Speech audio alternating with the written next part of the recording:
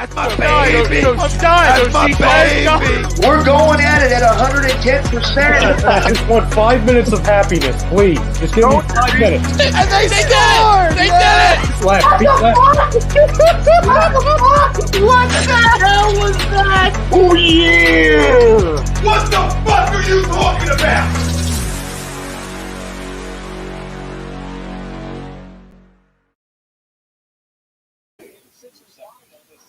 Welcome, ladies and gentlemen, to a brand new edition of the Hockey Happy Hour right on UDRadio.com. I am Matt Tsudi along with the Darkwing Brian Daly. What up? Hit that like, subscribe button. And the Broken One, Rob Povia. Welcome back, Barry Hot Air Melrose. Ugh. And the Hockey Happy Hour here live on HUDRadio.com, right. brought to you by Body Check Wellness. Body Check Wellness is a company created by the one and only Mr. Riley Cote. It is a company that is using the abilities of hemp and being able to tap into its resources and what have you to create balance, wellness, recovery for both physical and mental health. They have gummies, extracts, blends, topicals, anything you could want that they have from that side. And they also have THC-free products as well if you're feeling a little bit okay. I don't know if I want to dive into the hemp just yet, but THC-free, get you going, kind of ease you into it. It's like, it's okay. Everything's perfect. And it'll do you a lot of good. And if you go online now to bodycheckwellness.com and you use the promo code A2D, you can get 20% off. And when Mr. Riley Cote is on with us, you can get 40% off of a special THC-free product box that they have as well. He was on with us last week. He'll be on with us next month. And when he is, 40% off can be yours. And if you want to know more about the products as well, we do ask Riley about Body Check Wellness and the kind of products and what he's got going on there. And, well, today's question, today's poll was the Flyers are a better team at coming back than having the lead. Agree or disagree? That is brought to you by, since I think we're going to need a little bit of this, Sunrise Detox and Counseling Center. Listen, man, we all have mental problems sometimes where we're having a tough go at it in life, or sometimes we're addicted to some things that are really not good that we use to cope with some issues, or we do it to have a good time and then it turns into something terrible. Don't waste time. If you know someone who's had these issues currently right now, get them the help they need. And if you yourself need that help, listen, man, we want you to get the help. We absolutely do, because we love you and we don't want to see you suffering and we don't want to see your loved ones suffering. Call 856-651-8117. Counseling Center and Sunrise Detox, 856-651-8117. Get the help you need or get the help they need. Please don't wait. Well, after the roller coaster that was tonight, I already had that number on lockdown, and I'll be dialing it later. You know how off you went a few shows ago on this team? Mm-hmm. I'm going to try to keep it in. I'm going to try to keep it in and stay positive, but no guarantees. Because the way this team's playing, you know, we were optimistic of going into the season of at least Eastern Conference Finals, then to, okay, well, they'll still make the top four, to this team is going to be on the outside looking in if this level of play keeps on, keeps up. Correct me if I'm wrong, gentlemen. No, I don't think you're wrong in that, because let's take a look at this. Let's just break this the fuck down. Let's dive into this big time, because there is a lot to fucking talk about here, and not one goddamn bit of it is positive. Let's talk about this real quick.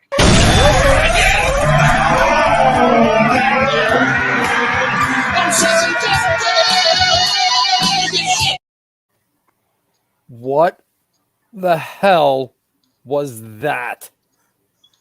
That was Metal Matt at his best. Straight out of a horror flick. Oh my god! I'm gonna have to check my shorts after that one. Damn. A little heads up about that would have been nice. It was even better that they didn't give you that. All right, let me pull this back. Okay. All right, let's fix that. Let's fix that. Okay, so let's break this the fuck down, shall we? Let's talk about how. No, rule number one. Let's go through point number one. Point number one. Don't start the first period like a bunch of slack-jawed fucking jackasses. Rolling out there, leaving players wide the fuck open in your own zone, constantly giving opportunities to the Washington Capitals, looking like a bunch of fucking, not even junior hockey league players. They look like a fucking midget team going up against the fucking Capitals tonight on that defense. It was fucking awful to watch that shit. And even worse, they never fucking fixed it. They had the same goddamn issues in the second period. Like, what the fuck? What the fuck? How many times did we fucking talk about this where the defense left goalies out to dry? I feel like we're a broken fucking record. We say this every goddamn week. Even when the Flyers win games, we're saying the same fucking shit. Whether it's Hart in net or it's Elliott in net, it doesn't fucking matter. This team gives way too many opportunities to the opposition. And they can't get the puck out half the time either. And they turn the puck over at the blue line constantly. And not just their blue line, but the fucking other blue line as well. They turned that over, and a couple of really good opportunities happened tonight for the Capitals. A few they couldn't score on by sheer dumb luck. They didn't score on them. And then another they did.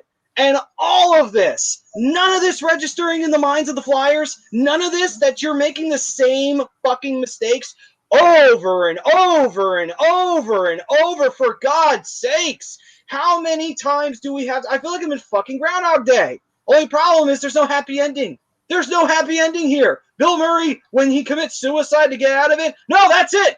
That's it. It's over. Credits are rolling. Go the fuck home. He killed himself. That's how he got out of it. That's literally what it's like. The Flyers just do it every fucking goddamn time. It's fucking ridiculous. That's point number one. That's only point fucking one, and that's the big one too tonight. Secondly, what the fuck is up with these passes in the goddamn offensive zone? Kevin Hayes, oh my God, Hayes. No, I said I was worried about that contract. Now I'm really starting to get fucking worried about that contract. What the fuck is he doing? I understand one or two times he had nothing to do with, but at the same time, if you don't have anything, don't make a fucking weird-ass pass hoping that you're going to magically hit your player, because that caused a turnover. And it led to a possible odd man rush the other way. And then on top of it, if you have nothing, turn the fuck back. What's the worst that happens? You peel back into your zone and the players come back? Sure, it sucks that you had to retreat and the fans aren't going to be happy with you, but it's better than turning the fucking puck over, isn't it? It's better than giving the other team a chance, isn't it? Isn't it? Isn't it fucking better than that? I'm fucking amazed how this team continues to lower the expectation bar week after week after week. And just when we think it couldn't get any lower, they managed to do it again. I cannot fucking believe this. I mean, goddamn. I would love for the Flyers to break the pattern of make it, miss it, but I don't even know if we can do that this year. And no, it's not because this is a shortened season. All the tools are here to succeed. It's because this team doesn't get the job fucking done when it counts. It's as simple as that. And it counts now more than ever because you're out of the playoff picture. You pissed away a game against the Penguins on Saturday. Then on Sunday, you played like dog shit after scoring the first goal against Washington. Yes, they scored first, and they still played like dog shit, and they lost. And then you managed to pull out a comeback victory against Buffalo, and I bet you if it had been a better team, they wouldn't have been able to accomplish it. And then you go up against Washington, and you lay a massive fucking turd in the first period, and you give up another piss-poor goal in the second, and ultimately that's one too many for you to come back on. That's what happened over these last 4 games for the Flyers, and it is absolutely fucking disgusting. This was one of the worst performances I've seen from the Flyers in these last 4 games in this entire season. Even the blowouts against Boston and Buffalo we suffered from, they have more dignity in those games than the fucking games we've been seeing now. Because at least there, we saw Carter smash his stick and break it over his fucking goal. And you know what? I saw more passion in that than I ever saw in these fucking games here. This was fucking ridiculous. Fucking unbelievable. You want to call yourself a fucking hockey team? Well, you sure as shit don't play like one. You play like fucking garbage. That's what you do. What's frustrating here, Maddie, is that it's not a question of skill. There is skill in that locker room, but there's no mental toughness on this team. They get down and they get sloppy with the puck. They have far too many passes, to your point, Maddie, in close quarters that result in turnovers. The giveaway is sitting at roughly about minus 33, minus 34 in the season, which is below league average. And it catches up and it bites this team because you're not having a goalie stepping up and making the big save when it counts. Brinkman commented before, not enough of the young guys stepping up, and he's exactly right. I've been disappointed with Philip Myers in his play this season, and now this is being his second healthy scratch. He's been a disappointment in terms of playing sure-handedly on the blue line. It's just this team is a bunch of young, up-and-coming players that are in their head, and they're not mentally tough to get out of it. What they need to get reminded of is they just need to go out and play and stop feeling sorry for yourself when things aren't going your way. So, Right, yes. I had a few thoughts on this. One, I agree with Rob. There's a ton of talent in this locker room. We know that. We've seen it. Mm-hmm. But the one thing that this team is lacking right now is confidence, and you can see it. You see it all over the ice. They're trying to force plays. They're forcing passes. They're not watching each other, playing, supporting each other. They showed resilience tonight. Say what you want about the first two periods. Third period, the Flyers owned. Too sloppy with the puck. Too much.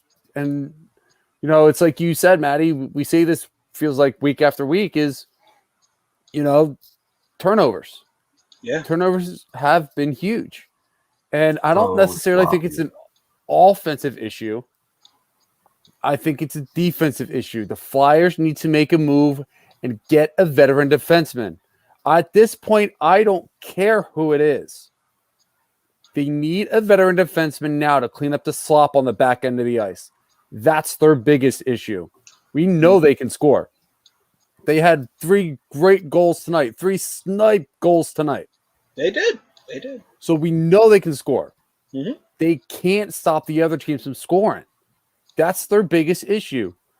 Turning over the puck, sloppy passes, going for the home run pass. It's at the point right now where I don't think the Flyers are going to be on the outside looking in.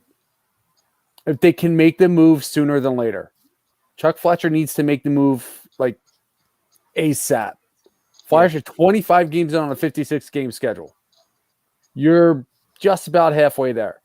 Yeah. And the defense now. I didn't think Niski was going to be missed as much as he is. And you know what? They need that guy back. Go out. Get him a Mattias Ekholm. I don't think one guy's going to do it at this point, though, Brian. I agree with you wholeheartedly. That's a move that you need to do to try to shore up your defense right now because it's scrambly and it's lost. But I don't know if even one guy's going to be enough to do it. All right, get 2, get 3, get as many as it's going to take to shore up the defense. You got to do something at this point because too many blown leads, too many sloppy passes, too many of these young guys that are taking steps back. It's a joke. It is. And especially after last year. We're looking at it from this way. We're at the halfway point of the season. Let's look at our grades at this point. Let's grade this team. Let's do this. If you're grading the offense, I'd give the offense, I would say I give them about a B+. I would give them an A- if it wasn't for the bad passing that they make. Sometimes they're too pass happy, so I don't feel comfortable giving them an A. I'll give them a B, though, because the talent's there and they can score. We know that, and we were talking about that. For the fucking defense and for the special teams, I'll be honest, the special teams get a fucking D, and then especially the penalty kill for the fucking miserable performance they have, and the fucking defense gets an F. The defense has been fucking atrocious. Real quick to your point, Maddie, and I'll give it right back to you. Yeah, especially on the penalty kill, coaching needs to be held accountable at this point too. When you're not coaching up your team, and I'm not even letting it goes all the way up to AV, but I'm going to focus in on Mike Yao right now, who's in charge of those special teams in that penalty kill. It's tough to say to make a move with a team that's been overall successful in the standings, but we've been preaching it all year. When you're seeing this level of play, it's going to catch up to you on the ice. Yeah, absolutely. Jake Friel saying the Flyers to start preliminary conversation with the Predators that would bring Ekholm and Arvidsson to Philadelphia for Gustafsson, and draft picks. Nothing is close, but the conversations have begun, and that's fine. If the conversations have begun, then good. Those conversations need to be happening right now, because if we can't keep doing this, like you were saying, Rob, we cannot keep this play going. We keep this play going, we're going to be on the outside looking in, and nobody, I repeat, nobody who's a true Flyer fan right now, card-carrying member of the Flyers fan base, none of you can say because of the shortened season. If you argue because of the shortened season, you are not being legit right now. Your legit opinion should be the Flyers underperformed and they missed the playoffs. It's as simple as that. It does have a slight effect, because when you talk about altered schedule, right, it's not just the reduction of games where you can't allow guys to find their game, specifically pointing the finger there at Carter Hart right now, right, and I'm sure we'll get into that later into the show, but in regards to the teams that you're playing within that, you're playing a lot of the same teams, and if you're, if you do poorly against a team like the Boston Bruins or even a Buffalo Sabres team that's lower in the standings but seems to be able to light the lamp on you, right, that's going to catch up to you in a shortened season quicker than it would in a full 82. So there is a little legitimacy there, but you know what? It's another fucking excuse. You got to go out there. You got to play harder. When it comes down to it, boys, only one of Pittsburgh and Philly is going to make the top four. And while the Pens have their holes, and we pointed those out, Flyers cannot and will not make the playoffs if they're playing like this. You can't hang your head when shit ain't going your way like the spoiled brat, because that just preaches like you were the prima donna being chauffeured over to the skating rink all your life, right? You got to play hard. You got to get gritty, excuse the pun. And when the confidence and momentum are low, you got to make your own. That's the bottom line. I think they just ran out of time tonight. They started to get that confidence back. They scored a couple goals in the third. They looked better overall. Hole was too deep. It was too deep, and it didn't seem like it was that deep, but it was deep enough. It was. To Colin Gamble's comment, he says the defense only plays or doesn't play as bad when Elliott plays. Like, this is something we've been saying all season long, especially from the jump. We were hoping that it was going to get better. It hasn't gotten better yet. 25 games in. It's not rebounded at all. The Flyers have the benefit of finishing out the most of the month against teams like the Rangers, Buffalo. Obviously, they have one more they have to steal from Washington. And then there was like another team or two in there. I can't remember who it was. It might have been the Islanders, but they're either, like Larry Knight just said. He actually just stole the words out of my mouth. They either look really good or they look really bad. They're very inconsistent. And Rob's right. The inconsistencies, you got to point at the coach. But a lot of the inconsistencies are coming on the defensive side of the puck. Mm-hmm. And just the mental decisions, making the right decisions instead of trying to pass it in close quarters. Sanheim was guilty of that. You pointed out before, Maddie, Kevin Hayes was guilty of that. And I mean, Kevin Hayes seriously underwhelming from the performance he put up last year. Now, don't get me wrong, he scored a couple nice goals, but not showing that veteran leadership in terms of being, making those smart decisions with the puck, both in and out of the zone. I mean, you can't turn out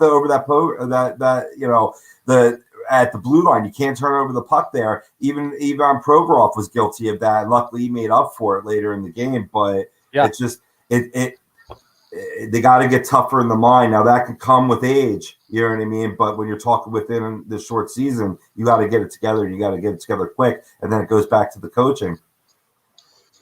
The one thing I will say though, real quick, is to Anthony's comment.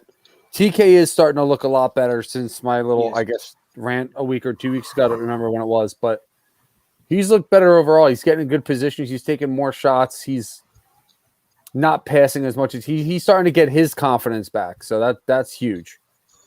Oh, and then happy birthday to him too. Yes, happy birthday, 24. Always good to score a goal on your birthday, right? It looked so good when he threw in. TK. When he threw in. Sorry, Aunt. I thought you said it was Aunt's birthday. And then Prism was saying trade Evander Kane as a higher gun to beat the teeth out of Lazar. But here's the problem with that. He's got his own issues right now. Sure. He's got so much extra baggage. Well, Prism did have a comment case. earlier. We don't need him. Yeah.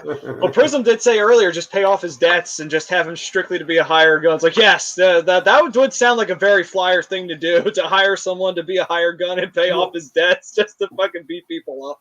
Well, they did address that, and I applaud Keith Jones for addressing it during the broadcast. You're not getting enough of that type of play from this Flyers team. Nope. Andreoff comes in, gets in a fight in a nice key time, and was a good energy line guy tonight. Hopefully he does stay on the lineup, and you need more of that. And it's almost, this team is emblematic of where the Flyers were before their cup run years, where they're like getting pushed around by the bigger teams. Well, it's time to get fucking tough, man. Check what's between your legs. You got any balls? You gonna go out and play 60 or what? Yeah, you either have a set or you fucking don't. It's as simple as that. Right. Well, I mean, the Capitals are a big bruising team. They hit more than they're getting hit. Right. Yeah. So I mean, JJ said it earlier. Like their hitting differential is ridiculous. Oh yeah. That was one of the things that stuck out when they would play the Penguins every year in the playoffs. The Penguins would get all the scoring opportunities, and the Washington let in hits. But still, that they had enough balance in the goal scoring department to even out. So when they wanted to check, they could get away with it and still score. That's like a perfect side of the team. And that's what happens when you build around a superstar properly. Buffalo should take some notes. But But anyway.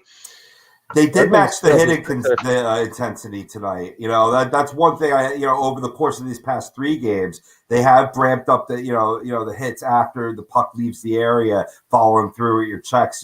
That's how if that continues, that's a way how you dig out of this hole. Playing, and it comes down from top to bottom, from all four lines to all 3 D pairings to your goaltender. And if you don't shore it up in all 3 areas, not going anywhere. It's hard to disagree with Brinks here when he says the team isn't elite at anything, and right now they're not. No, I wish I could. I wish I could argue that point, but I can't right now. That sucks that I deflected goals. They're really good at that. They've been okay. They didn't even have any tonight.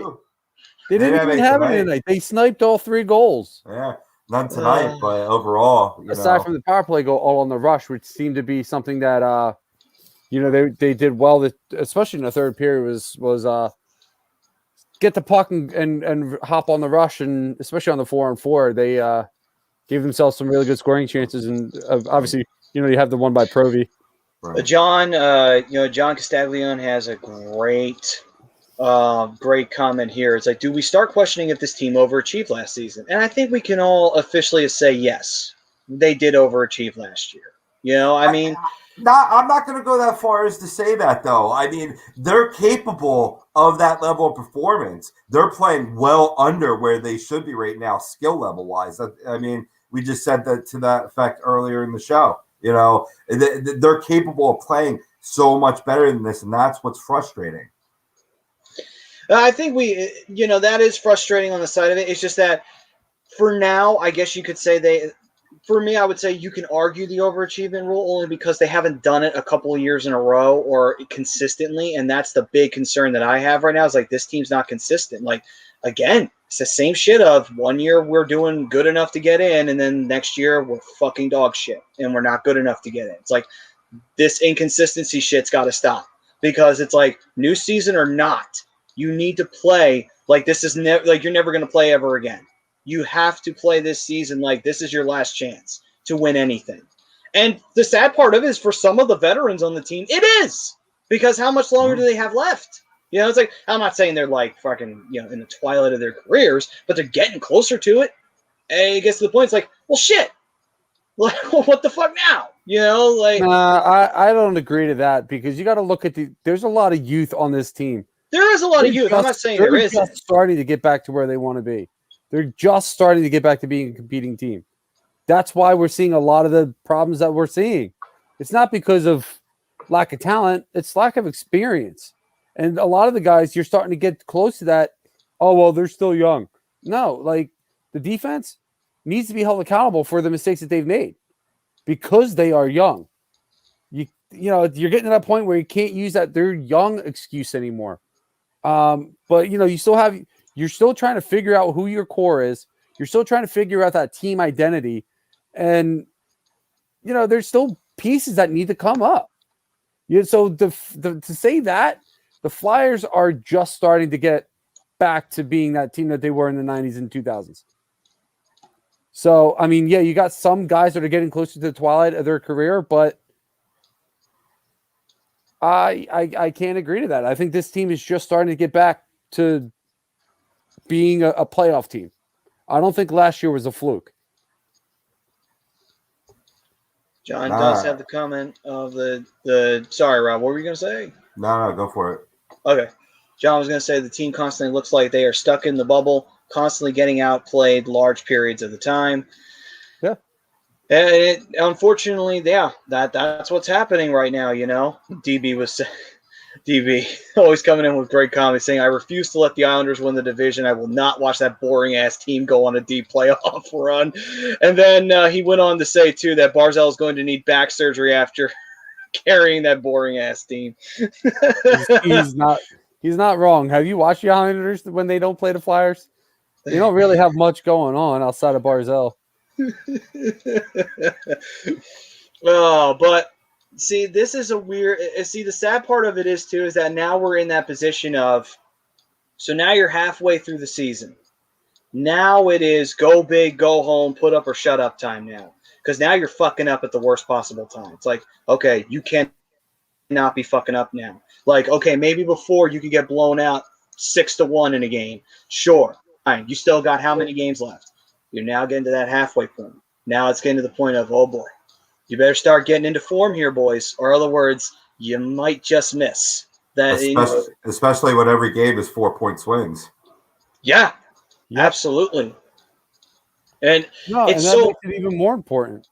Yeah, and all the positions are so close. No one is pulled ahead of anyone by a significant margin. Everyone is staying very, very close. And hell, the Flyers can't even get jumped tonight if the Rangers wind up losing. They were losing 4-0 to Boston last time I saw. I don't know if that game's gone final yet. It may have, which then the Flyers got very lucky here because then they don't have to worry about the Rangers on their ass going into the next game. But the point is that we shouldn't have to worry about this. We should actually have been able to play a good game tonight, and we didn't.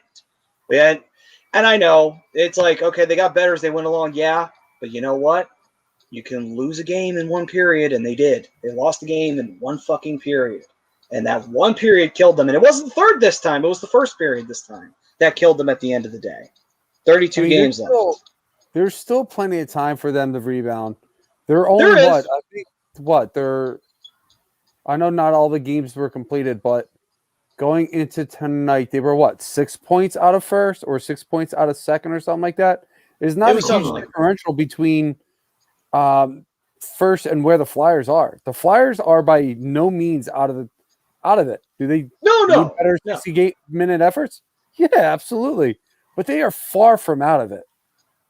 No, they're not dead in the water. It's just one of those things of we're starting to see some really bad habits starting to really take away this team's momentum. And that's the big problem that's killing me right now. It's like, man, you got to beat the – and here's the sad part. Like, yeah, you beat the surefire win against Buffalo, but you barely pulled that off. Secondly, you lose to Washington and you lose to Pittsburgh, and you let Pittsburgh jump you on top of that. It's like, those are the teams you're not supposed to lose to. Those are the teams you need to be. Yes, you lose once in a while to them.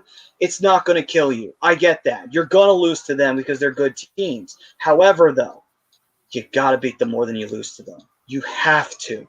And you cannot afford to do that too often. If this winds up just being a bad week and we're really just in a shitty mood because it's a bad week, fine. We can look back at this and say that was a really piss-poor week. Luckily, the Flyers survived it, and they rebound the following week and kicked a lot of ass. Fine, we can say that. But here's the thing. If this carries over into next week and we start seeing the Flyers doing the exact same fucking things we saw this week, oh, shit. Oh, shit. That's not good because that's a whole nother week of piss-poor play against really good teams. Oh, boy. Yeah. And you're losing in regulation, too. You're not gaining anything out of it. 9 points.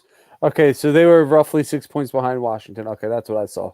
Yep, exactly. I mean, and you could have crept to within 3 points, you know what I mean?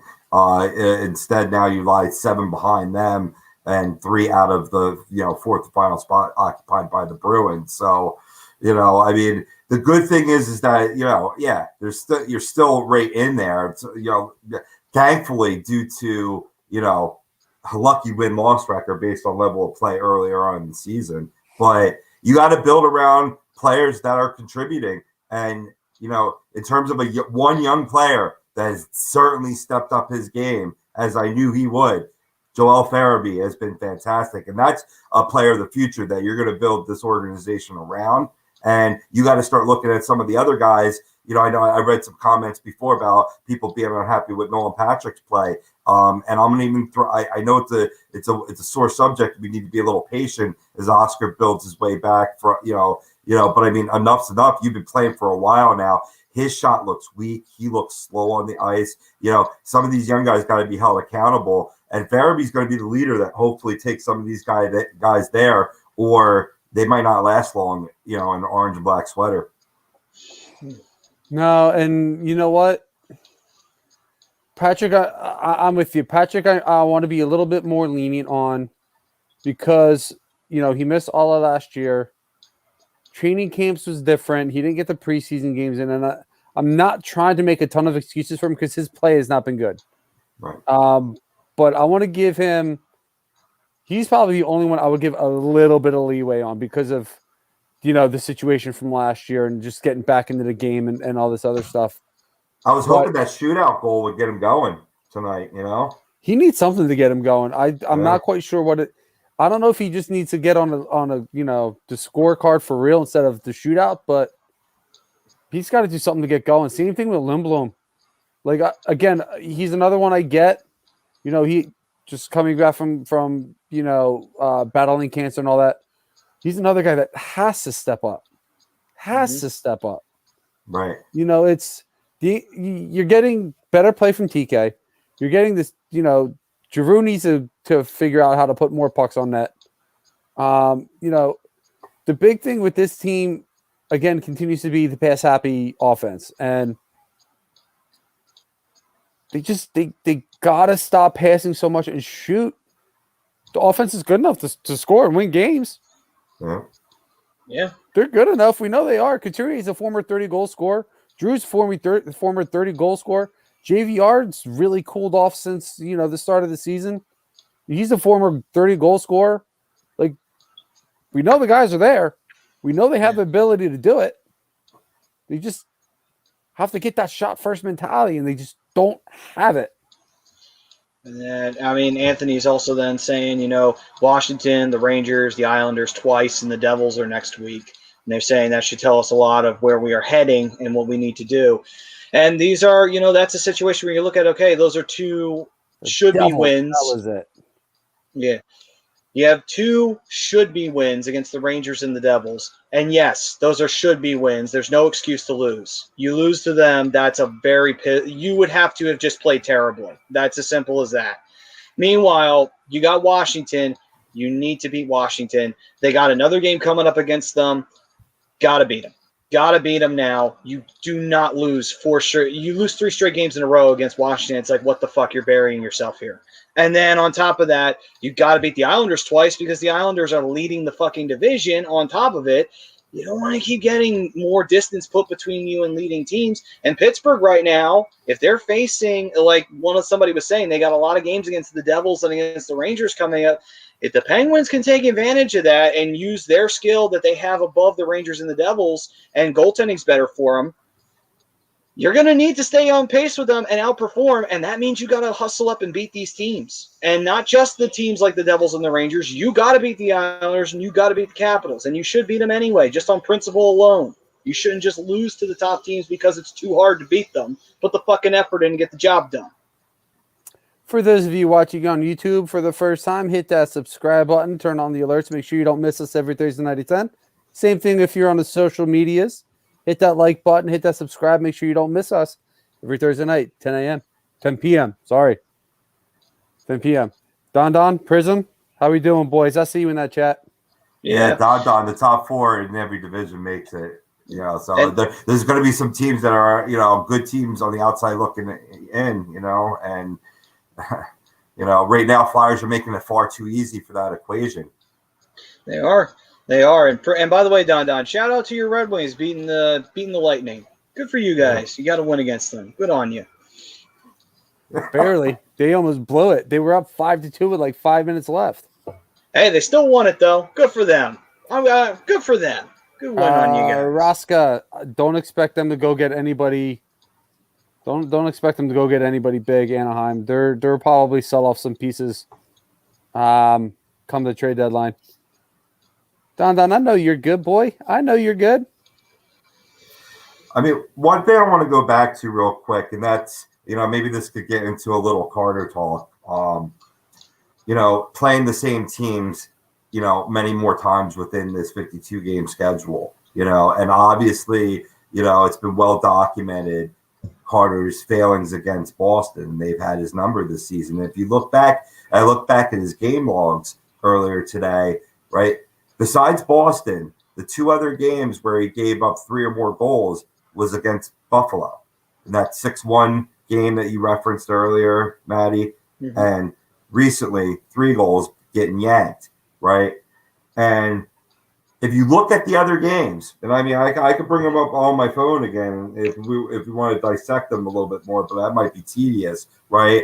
The numbers are pretty damn good, as Bill Meltzer pointed out earlier in the season, and they continued up until this past 3-game stretch where you just see this kid deflated. He's the quintessential example of what I was talking about before, about being in your head. And he even said he doesn't feel like himself. I just need to go out there and play the game, right? This is where your captain has to step up and put his arm around guys like Carter, and we can name a couple people that befit this, right? And get them out of their head and just go out there and play the game that they were born to play. Again, the game that they've been playing, since they type. And this, it can work out, but it's got to work out now because it's not gonna go well if it continues like this. No, it's not, and that's where good leadership comes into play. And I think that's where you're going to find and I don't even necessarily think it needs to be somebody like Giroux. It just needs to be, a guy who's respected around the league, a guy like, and I hate bringing him up again, but this is why you need the value of trading for a guy like Ekholm. Niski was a great guy to just have in the locker room because of his leadership ability. His timing to talk to guys, his timing to put, like you said, Rob, his arm around a guy and say, yo, don't worry about it, man. We're going to be good. We're not worried about you. Yeah. A lot of the things that's been happening with Carter's, has he been left high and dry? Yeah. Yeah. But his positioning's been off. And his vision has been off. There's another element. Yeah, it certainly has, because he got in the head, because perception becomes reality. And you're not doing him any favors when there's all the negative talk out there. Now, if a guy's not playing well, if he's not being, playing, if he's cheating the game, not going out there and putting a solid effort, and, you want to attack him, that's fine. But, this is another example of reading too much media, reading too much social media, and getting right in your head. So, I mean, I get it. I'm not going to change the society. I'm never going to change the culture. But if you're not supporting your team as a fan, if you're not, in media, you want to ask the tough questions. That's fine. But if you're not supporting the team, on the ice, what are we doing here? You know what I mean? You're not supporting, you're not setting them up for success. So there's an element to that game, right? And, I just feel that there's been a lot of unjust shade thrown on him, and now it's become reality, whereas before it was fiction. Fiction became reality. Yeah, and that just comes from the fact of, when it's, we've said it before, Brian, you've said it as well, you said it a bunch of times, like, you put anybody back there, your defense performs like shit, no matter who you got back there. It really doesn't. You could have anybody back there, and you're going to lose more games than you win if your defense plays like garbage. I mean, let's be real. Like, the Capitals' defense wasn't great tonight. No. Samsonov didn't play great tonight. No. 3 goals in.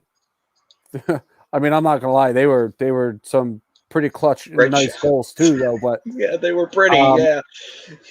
Yeah, I mean, it's not going to matter. And it sucks for a kid like Carter because he's going to face all the heat because he's the star goalie and he's the one that everybody's talking about. So he's going to get the finger pointed at him first, which is a shame because that type of distraction, especially for a 22-year-old kid who I guarantee you is on social media, who's reading all the comments, who's listening to the sports radio where all these supposed experts are, putting him down and all these guys in Flyers groups, all these morons in Flyers groups saying, trade Carter Hart. He sucks. He's not a franchise goalie. He's going to be a career AHL goalie at best, blah, blah, blah. You don't think when a guy's playing that bad and he sees that stuff, that's not going to help weigh him down? Because I guarantee you it is, especially at 22 years old. He's 22 years old. Yeah, he's his 22. Second full season in the NHL. Yeah. He's kids some time to grow. He's 22 years old, and John saying as much as people love Giroux, I blame him. Captain doesn't allow his team to consistently play this bad, and that's fine. You can levy blame at Giroux because Giroux's a veteran. Giroux's been around the league long enough to, okay, it's time for you to step the fuck up. And as for spot on. Getting the win streak, and he's 110% accurate. Philadelphia drove Carson Wentz out of town when it seemed like the Eagles' biggest problem was Doug Peterson more than anything else. And then on top of it as well, you then have the issues here with the Flyers, and everybody wants to blame the goalie. I've heard a lot of people say that it's the goalie's fault. It's too easy to blame the goalie. It really is way too fucking easy to blame the goalie. It's the goalie's fault that the defense leaves him all alone with an opponent standing right in front of him, and no one's taking that guy and getting him off the front porch so that your goalie can actually see the puck coming at him. Oh, Rob is funny.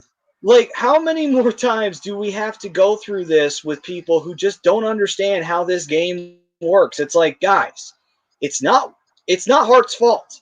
It's not Hart's fault that the defense plays like shit in front of him when he's out there. And hell, it played like shit when Moose was out there tonight. So it doesn't matter who's in net. So again, it's another one of those, we can have anybody in net. And then I would like to ask you all a question. What would you go get for him? What would you go do then? So say you trade Carter Hart. What the fuck do you do then? Don't tell me Sam Jones. We don't know what he is yet. We haven't even seen him in the NHL yet. We don't know if he's going to be able to be a starter here. Yeah, we know the same thing about Hart, but we saw the potential in Hart. We haven't heard that much from Sandstrom. Not that he's a bad prospect. I haven't heard anything negative about him. But we don't know yet. We don't know that. You want to take another gamble? Go ahead, take another gamble. And then on top of that as well, so you want to bring in a proven goalie. Okay, who do you go get? Almost everybody that's worth having is locked down to a contract. Who are you going to go get? Because Moose, who knows how long he's got left? And also, relying on him year to year is not a good idea to hinge your bets. Very much not. Not that Moose is a bad goalie. It's just that at the end of the day, he'll probably hang those skates up real soon. We don't know when, but it's coming. He's getting there. He's a backup these days. He's not a starter anymore. What would you do? Please tell me with your expert opinion, your expert analysis. Who would you go out to replace Carter Hart? And I guarantee you're going to be dead fucking wrong because you're not going to be able to land the goalie that you want. You're not going to be able to get the goalie that you want because the team that has him currently is not going to let him go. I can guarantee you that. What, you're going to go get Carey Price? He's going to fucking Seattle. You think Seattle's going to let him walk? Probably not. There's no guarantee he's going to Seattle yet. That too. What else? What are you going to do? Wait, go get He said quick is available. Quick is available. Thanks, DB. We'll take Quick and his struggle. Yeah, I'll take it. He's not even struggling. He's just hurt right now. Yeah, thanks, DB. We appreciate it. We'll By the hopefully... way, well done, DB, yesterday. I got to give you a little props for that 5-1 shellacking you put on Anaheim last night. But yeah, it's another one of those situations of, what would you do then? Trade Carter Hardaway. It's like, who the fuck do you replace him with then? Who? Go ahead. Tell me right now, you so-called experts, you so-called people who know what you're fucking talking about, you hot takers out there, you guys who think you know everything about hockey and can never be wrong about anything because God forbid that you're wrong about everything in the fucking world because you usually are. John brings up a great point His comment says, our awful defense puts so much pressure on Hart because I bet that he feels like he has to play perfect in order to have a chance to win. And he's not wrong. Yeah, no, absolutely. And that comes from having essentially your top 5. Yeah, about top 5. I shouldn't even say top 5, but your 5 starting defensemen out of 6 are, believe, under the age of 25. And I think one of them is actually 25 in Provy. And then you have Justin Braun. I mean, Bronner has been playing some good hockey of late. You know, I mean, and he has been absolutely. Yeah. I just you just don't have that leader.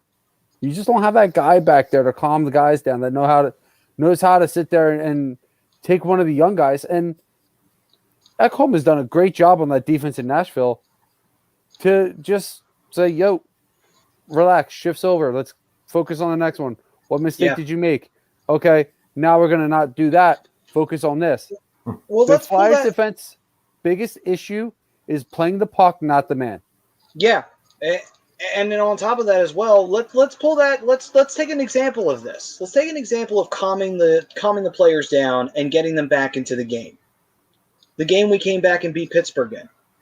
And it wasn't a player, it was Vigneault. He called a timeout after the team played like fucking dog shit in the first 5 minutes, gave up 3 straight goals, and he said, "Relax. Calm down. It's only the beginning of the game. Yeah, they're up 3-0, but they're not going to hold it. You know they're not going to hold it." And they didn't hold it. And the Flyers came back and won. That's because AV called a very good timeout. That's an example of calming the team down and saying it's okay. We can still win this game. It's too early in the game to say it's over. It's too early in the game to give up now. You need a player like that on the ice, like you were saying, Brian. That's an example of the coach doing it. Now you need the player who can do it. You need a player that can create a spark. You need a player that's going to help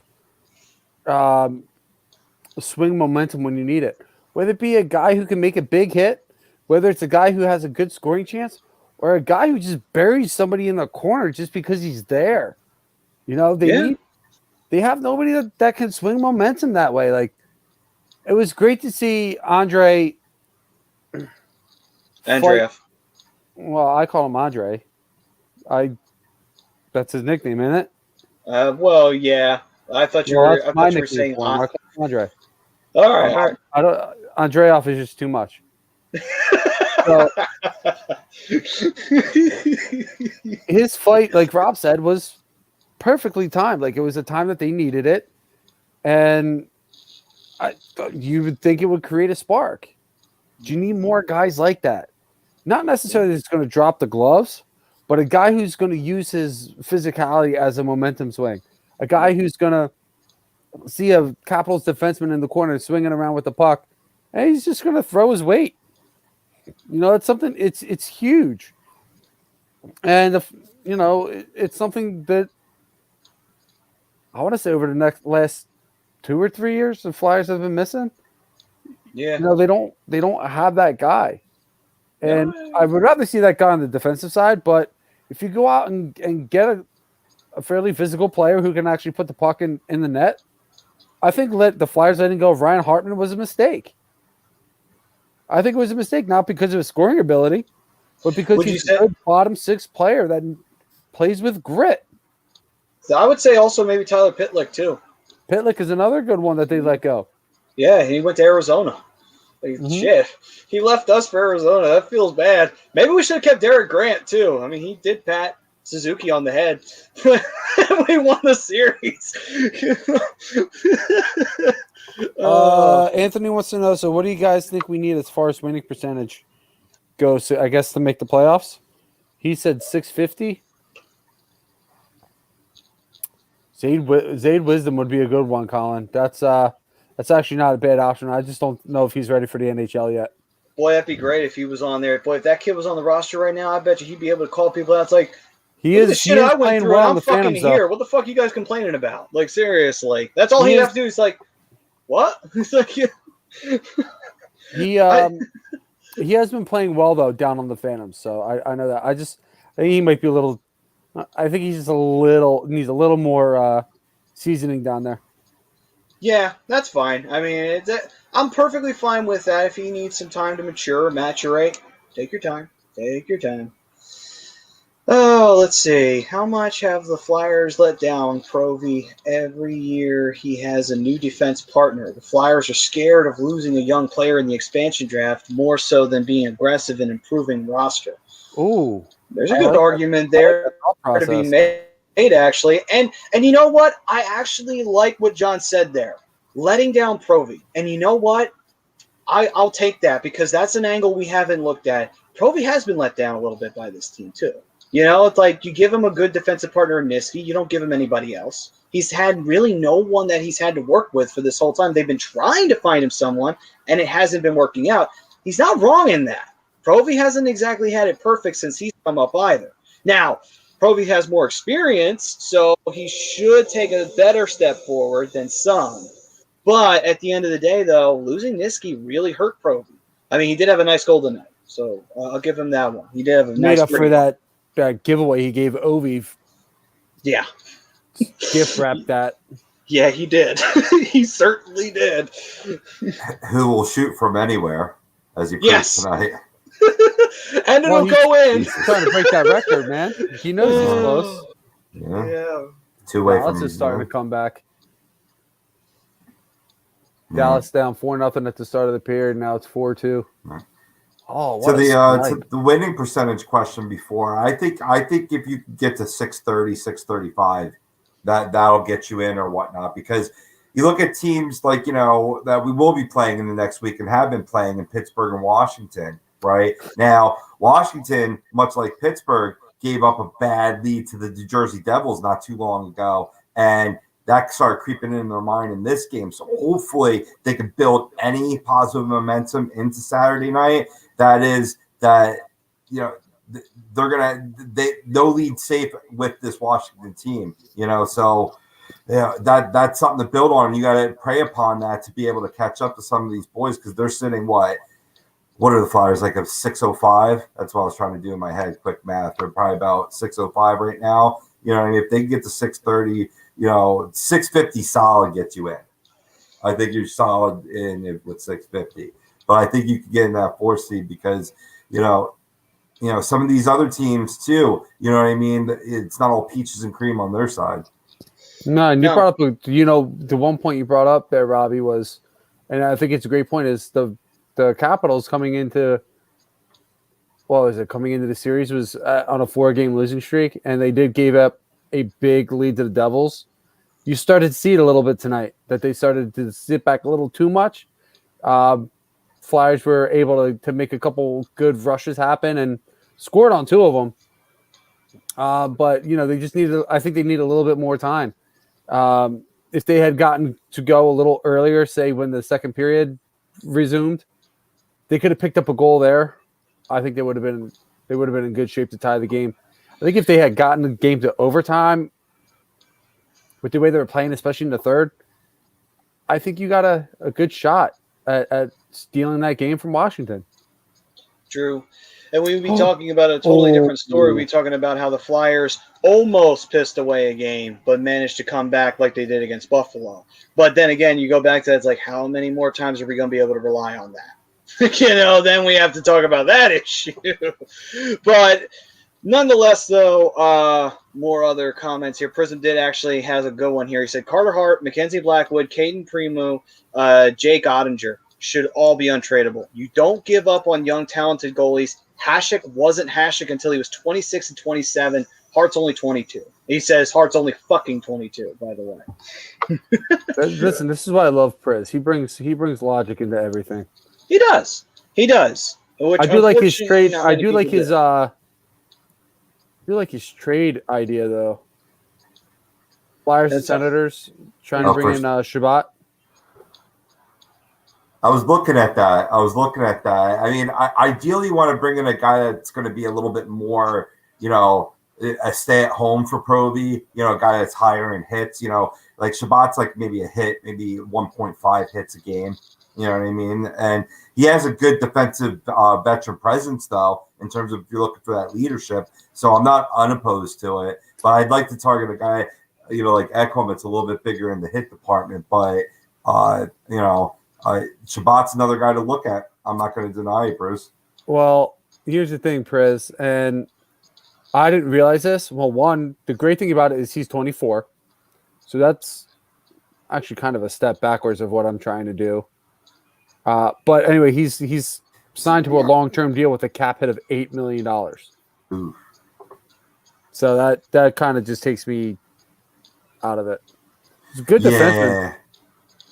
I thought he was older. Yeah, he is only 24. I thought he was older than that too. Mm-hmm.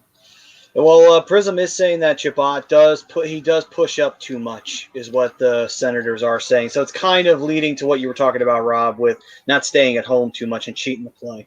Right. Chrome saying, "What's up? What's up, Chrome?" And he's saying this defense is atrocious. Well, you're not wrong there. And nobody's protected. And he said, I #disagree to the poll. Last year, they were such a great third period team. This year, they're still resilient, but I can't say they're better. Yeah, I mean, they have shown resilience at times. It's just, they've had a little bit too many games get away from them. Yeah, he's saying, love that retro gear on you, both. Bringing it back for the retro. Ironically enough, too, like it's sort of emblematic of the Flyers retro jersey growing on me too. That's definitely where that's where I gotta eat crow on. I was a little sour when they brought that out, and I've definitely warmed up to that. It's definitely a great throwback alternate to the era that was biggest for me for Flyers in the 90s. I can't wait to see the Black Road one though, because I still think that looks pretty dope. And I'm black guy, but hey, I definitely warmed up. So that's why it kind of inspired me to wear this. Maybe I'll get a retro jersey. I don't know. But for the poll, I actually, for the first time ever, chose neither. I neither agreed nor disagreed. Because it sort of ties into Chrome's point that and the point that I made earlier in the show that this team is lacking that mental fortitude, right, to be that resilient club to come back against being down 3 goals, 4 goals. You saw it against Pittsburgh almost tonight, but not quite. Yeah, absolutely. Oh, David Savard would be a really good option for the Flyers. Big-bodied guy. Yeah. Very physical on the back end. He'll keep that high slot clear. Oh, yeah. That's a good option. I'm gonna look up his contract real quick. Wayne Blackniak saying, we're going to make any moves soon. And Rye did respond in the chat. They are talking about Ekholm with the Nashville Predators. We'll see if that turns into anything. It's only what Jake was saying earlier. It's very early talks. There's nothing concrete right now. So we'll see. We'll see when that move comes. Colin's saying, I'd love a defenseman like Rasmus Ristolainen. That wouldn't necessarily be a bad option right there. He's available still too, isn't he? Actually, I think you're right. I think you are right. Swing a super deal for him and Eichel. Let's go. So I think David Savard would be a great option. He's got 1 year left on his contract, and he's got a $4.25 million cap hit. 30 years old. He's been around. We know he's a big physical guy. I think he would be a really good option. I think he's going to be a relatively cheap option as well. I don't think you're going to have to give up as much unless, I'm going to look at Ekholm's contract here in a minute, but I like the idea of David Savard. I think he could fit well in here and be a good blue-collar defenseman for this club. Yeah, I got you. And we got Greg Caldwell saying the Predator scouts were at one of the Phantoms games last week. So there's a little bit more to talk about there. So it's definitely telling you preliminaries are definitely happening. I mean, we remember we were hearing the rumors when it seemed like Colorado and Philadelphia, I think it was a year ago or 2 years ago, were working on a deal for Stastny, I think it was, before he went to Winnipeg. And then there was talks about that possibly happening because we saw they were there during a Flyers game, but nothing came of that. It ended up being where he went to Winnipeg and then he went to Vegas. Then he went back to Winnipeg and there we are. Anyway. All right. So with Ekholm, you'll have an extra year on his contract. He's a $3.75 million cap hit. But the dude brings a lot of leadership. They have a fairly young defense back there as it is. I would like to see a guy like Ben Harper, but he's still got a lot of maturing to do. He's still relatively young at 26. That's pretty much it. Maybe even consider maybe Mark Borowicki. $2 million cap hit over the next 2 years. I mean, my guy, if I'm making a deal with Nashville right now, who is selling off pieces and they want to get younger, I'm going to talk to him about I want Ekholm. What do I got to do to get Ekholm? Yeah, I wouldn't That's my be. guy. I would absolutely be doing that right now. And Price, what's up, brother? Damien, my boy. Yeah, I mean, right now where it's at, Joe saying, had the defense really been the problem since the COVID bug ended? Flyers have been holding opponents at around 25 shots now, shooting teams by around 8 to 10. Flyers have been shooting low percentage shots with second chance opportunities. The other team is burying their opportunities. That's the problem. It doesn't even really matter, if it's a good point, but the problem is if they're winding up burying their opportunities, it's like, yeah, you're holding that team to a few shots, but it's like if they're taking advantage of their opportunities and you're not, doesn't matter how many opportunities you held them to. What matters is they put them in the back of the net. You can have as many shots in the world as you want. If none of them go in and the scoreboard stays the way it is, doesn't matter. Outshoot them, you still lost. It's great to have it, but go ahead, Frank. To the other end of this is, with the defense, they're giving up second chances. They're giving up high quality shots. They're not forcing guys to the outside. They're letting guys walk into the slot and take shots. They're That's also the problem. They're letting people guys sit in front of Carter Hart and screen them. Hart and Moose. Mm-hmm. It's terrible. Yeah, you're right. Yeah, both of them, both goaltenders. DB says, "What about Yandel?" Yeah, Panthers aren't trading Yandel right now. Panthers are one of the best teams. I can't believe I'm actually about to say this. The Panthers are one of the best teams in the league right now. If they're making moves, they're making moves to add, not take away. I will say, trade Yandel, they're taking away. I will say this: it's like, has it finally happened? Have the Panthers finally gotten their shit together? I'm still holding the jury's still out though on them because we've seen this before. But maybe the fact that it's a shortened season, not a full 82, maybe the Panthers will pull it off. Maybe the Panthers will have a good spot going into the playoffs this year. Maybe. Listen, I think they needed a year under Quenneville's system, and now you see what they're doing.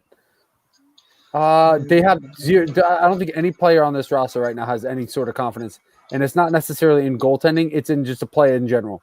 You can just tell by the way that when they get down, it gets ugly, and it gets ugly fast. You see, there's so much I agree with this, and there's so much I disagree with this. The offense, there is no forecheck. They don't support each other on forecheck. There's no back check on the defensive side. Like I said, they're letting guys walk into the slot and take good high quality shots. They're not getting in passing lanes on the defensive side. On the offensive side of the puck, they're passing too much. They're not taking the shots when they have them. When the team that's actually giving them a shot and playing the pass, they're going to pass the puck anyway. Like you can have, like Maddie said, you can have 45 to 50 shots, but if they're low quality shots with no second chance, it's not going to matter if you outshoot 50 to 30. Yeah, it doesn't matter. It's not going to matter. And then is goaltending an issue? Yes, but this whole team is an issue right now, Joe. I wouldn't necessarily blame it. See, I get it where I understand why you would say they wouldn't have any confidence in the goaltending right now, but at the same time, it's like, yeah, but that's also a cop-out for them to say, oh, well, it's the goaltending. So it's like, no, it's not. It's the defense's fault because you guys are playing like shit on the defensive side of the puck. It's everybody. That's the big glaring issue. It's not just one specific. Is the defense playing well? No. Is goaltending been good? No. It's not perfect. Has the offense been great? No. I mean, they're probably the best part of the team right now, but like Brodo said, it's the whole team. It's the whole team. Yeah. Like, there's no confidence in this squad whatsoever right now. You can't really finger point one person for the whole failure. You know what I mean? You can't finger point one person for this whole thing falling apart. The only thing you can really do at the end of the day is look at it like this. The team itself is not playing well. Structurally, they are not playing well, and they are allowing way too many opportunities in their own zone, turning the puck over way too much, causing way too many problems in their own zone. And when they get opportunities in the offense, they literally pass on opportunities to shoot. And when they take the shots, they either miss the net or they're low quality, like you were talking about. Sometimes they get that break chance where we saw with Lawton. He had a beautiful shot. Provy had time, so he had a great shot. Sometimes they get those opportunities to take great shots, picture perfect shots, but a lot of times that's not going to happen. Sometimes you're just going to have to take the shot, hope for a deflection, hope for a rebound opportunity, and not pass up on that opportunity. You've got to take advantage of that. You have to. If it scores ugly, who the fuck cares? It's still scored. That's all I have to say about that. This dash line was definitely the best line of the night tonight. Oh yeah.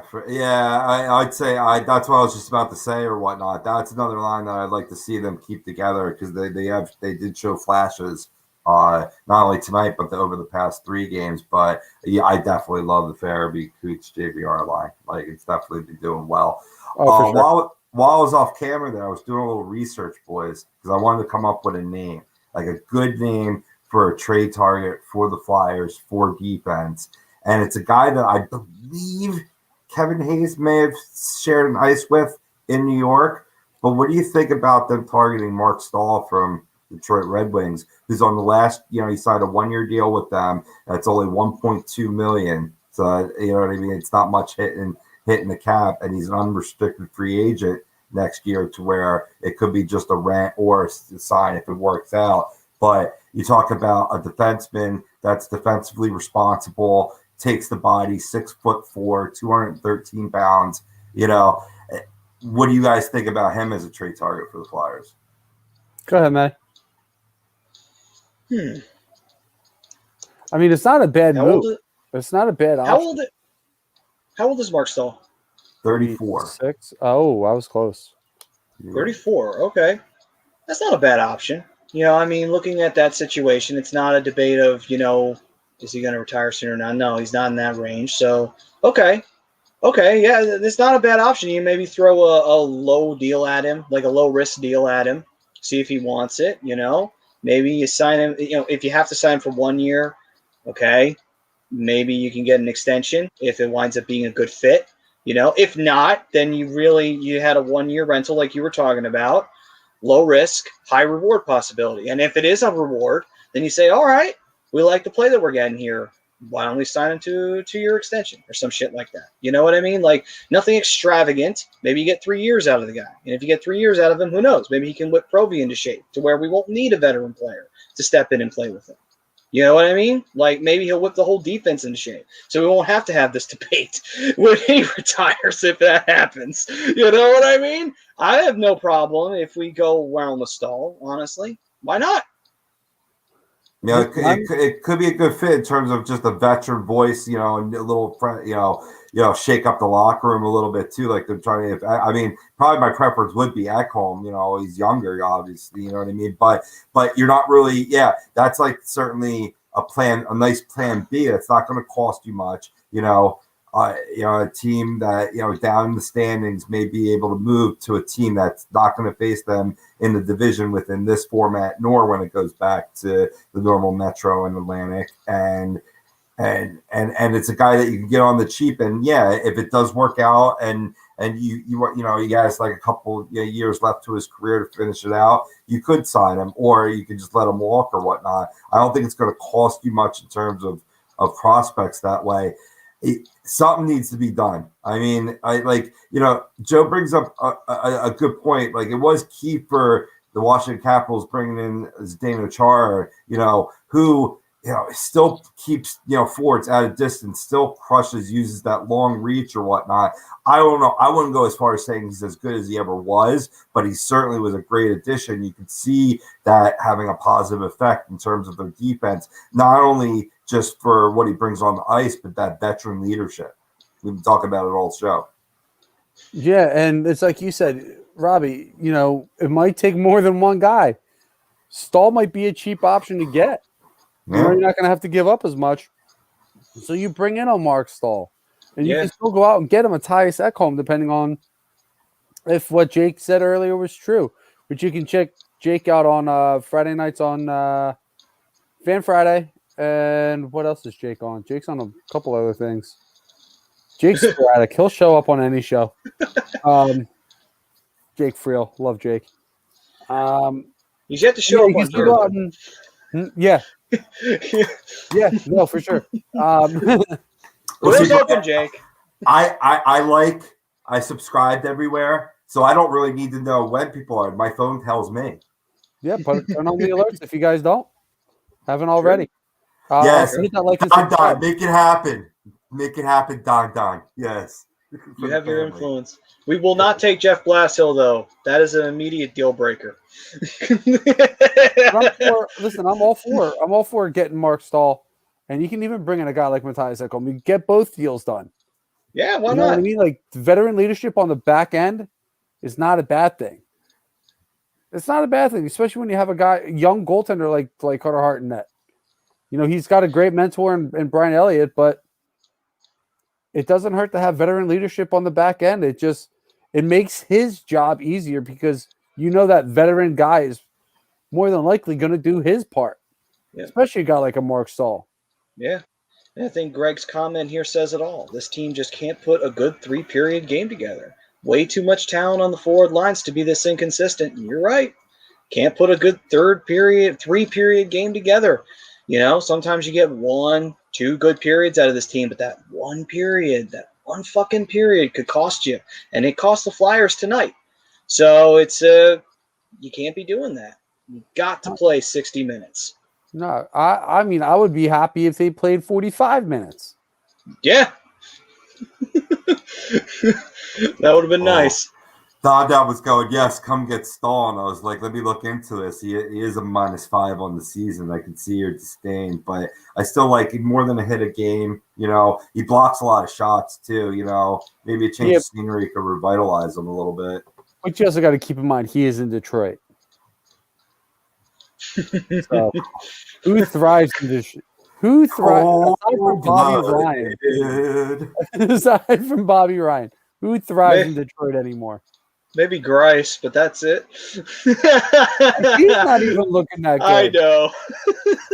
Larkin's all right. He's all right. He's just all right, and he's only all right because he's in Detroit.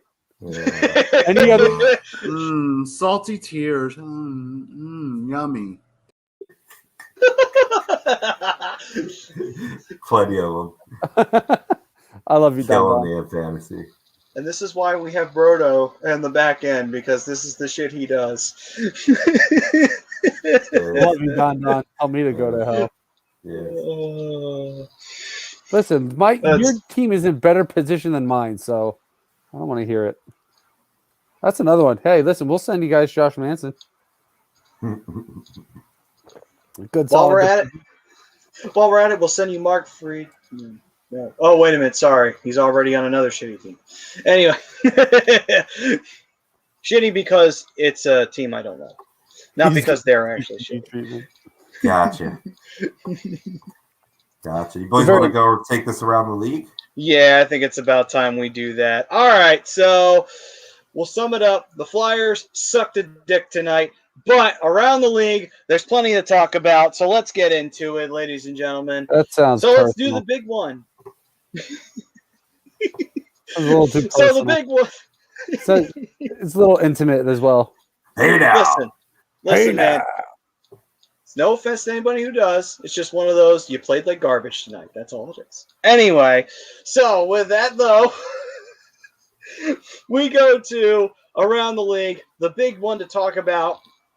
The NHL making a big-time return to a platform that they haven't been on since the early 2000s, right before they were unceremoniously booted to the OLN network and NBC along with that, and that is ESPN. Last time ESPN was in charge of the league, that was right before the lockout happened, so there you go. That's a little bit ago since the last time we talked about that. Hell, the Flyers captain was Keith Primo.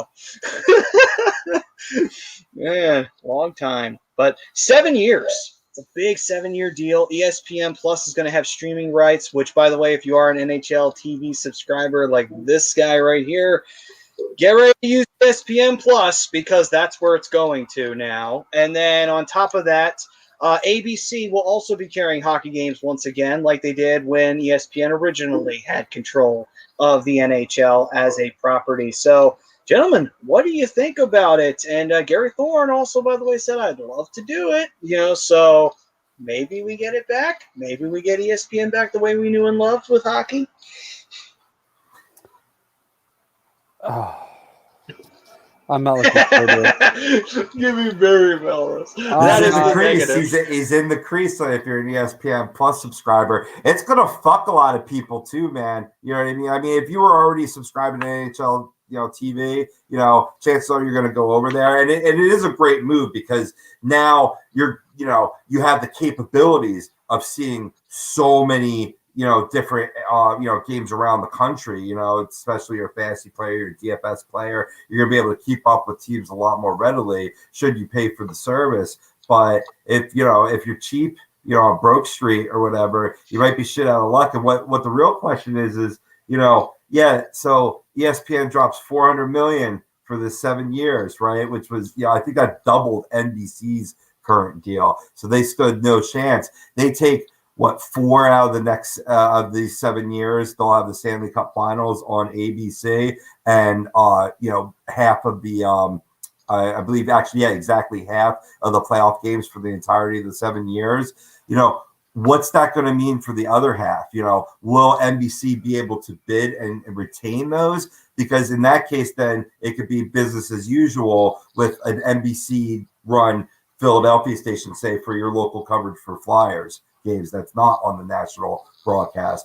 But Fox Sports is going to be in on that. CBS is also likely to put in bids for that. Fox had the rights in the NHL from 95 to 99 during a bulk of the ESPN 1.0 era, so Fox Track might be coming back with you, but it might look for a different look for us following the Flyers locally. So I'm a little nervous about it, but I am excited to, because some of my memories growing up, from freaking, Gary Thorne, calling Ray Bork, accomplishing the dream of finally capturing the Stanley Cup. It's like, he's emblematic, and it would be great. They already have Steve Levy on the payroll. You know what I mean? He did hockey during Era 1 too. I think Bill Clement declined, which is unfortunate because I'd love to have, you get Gary Thorne and Bill Clement back together. Now it's a party.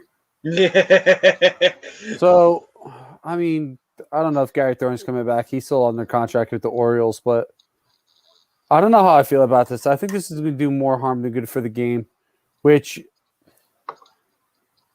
it kind of sucks to say because it's ESPN. More people have ESPN than like any other. It's a basic cable channel. Not everybody gets the NHL Network and all that other stuff. But Prism's comment here is kind of why I'm very nervous about it. He says ESPN will carry 25 regular season games per year on its cable networks or ABC. Right. Like I'm with Prism. Only 25? 75 are on ESPN Plus. I mean, I think it's a joke. Yeah. I think 25's I get it. It's a major sports network, but who said it?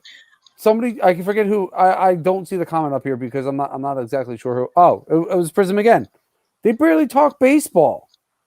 ESPN covers whatever major topic is going on in the world, and it's not always it's either football related or basketball related. That's it. They barely talk baseball. They'll show one hockey highlight over the span of 4 hours. You think this game is going to grow on ESPN anymore? Because it's not. They're better off to stand on NBC. Well, here's the thing, though, about ESPN. And, Joseph, what's up, man? Saying evening, gents. You guys almost had us there in the end, but good game regardless. Good game for you, not for us. But, you guys definitely you beat us in that first period, and then you broke our back in the second, and we couldn't get back. That was as simple as that. You guys got it. Shit, you got me again. You know, the funny part is that Donda did say Bray Wyatt-esque, and he was totally spot the fuck on with it, too. It's like, geez, yeah, I thought it was what Joe. I had going on there. Yeah, that was very Bray Wyatt looking. Yeah. That makes my second heart attack of the show. That makes a baker's dozen. But, yes, anyway, he says, can't wait to see Max Kellerman and Stephen A. Smith be forced to debate hockey going forward. No, that's the thing, They though. won't. Here's the thing, though, about hockey. So I'm not surprised ESPN wanted to get in on this again, not just for historical reasons, but also the network hasn't exactly been stellar over the last few years. I mean, we've seen it where most people don't even give a shit about ESPN half the time because they do all the same shows. All of them are hot take shows. All of them are the personality shows. You know what I mean? DB, that just shit. Great. Well said, DB. Fantastic. I mean, I'm pretty sure I did too. I'm not going to lie. I'll check as soon as we're done the show here. It scared the hell out of me, and I'm the one who hit the button. Oh, that's fucking perfect. Oh, man. Anyway, yeah, but just get LeBron skates and the ESPN will talk hockey. No, and you're right. I mean, you know what? That is actually that's a fair comment because unless LeBron is ESPN now, like he's all they I feel like they talk about LeBron. But LeBron. But that's why I think ESPN went and made this deal because they realized, shit, we're a one-trick pony right now, and we're kind of losing out a little bit. We need to add something into the catalog here, and that's exactly what they did. They saw the opportunity. Now, for the NHL, though, while yes, I could definitely understand the concerns of the expansion of the game. I definitely agree that that's a big concern. However, it's a lot of money that goes into the NHL for this deal, a lot more than what NBC was going to be offering. Plus, also NBCSN was getting ready to be gone. They were getting rid of that whole network. So who knows? You would have had that one channel that would have been carrying most of the games for NHL. That would have been gone. So it's like, well, shit, what do we do now?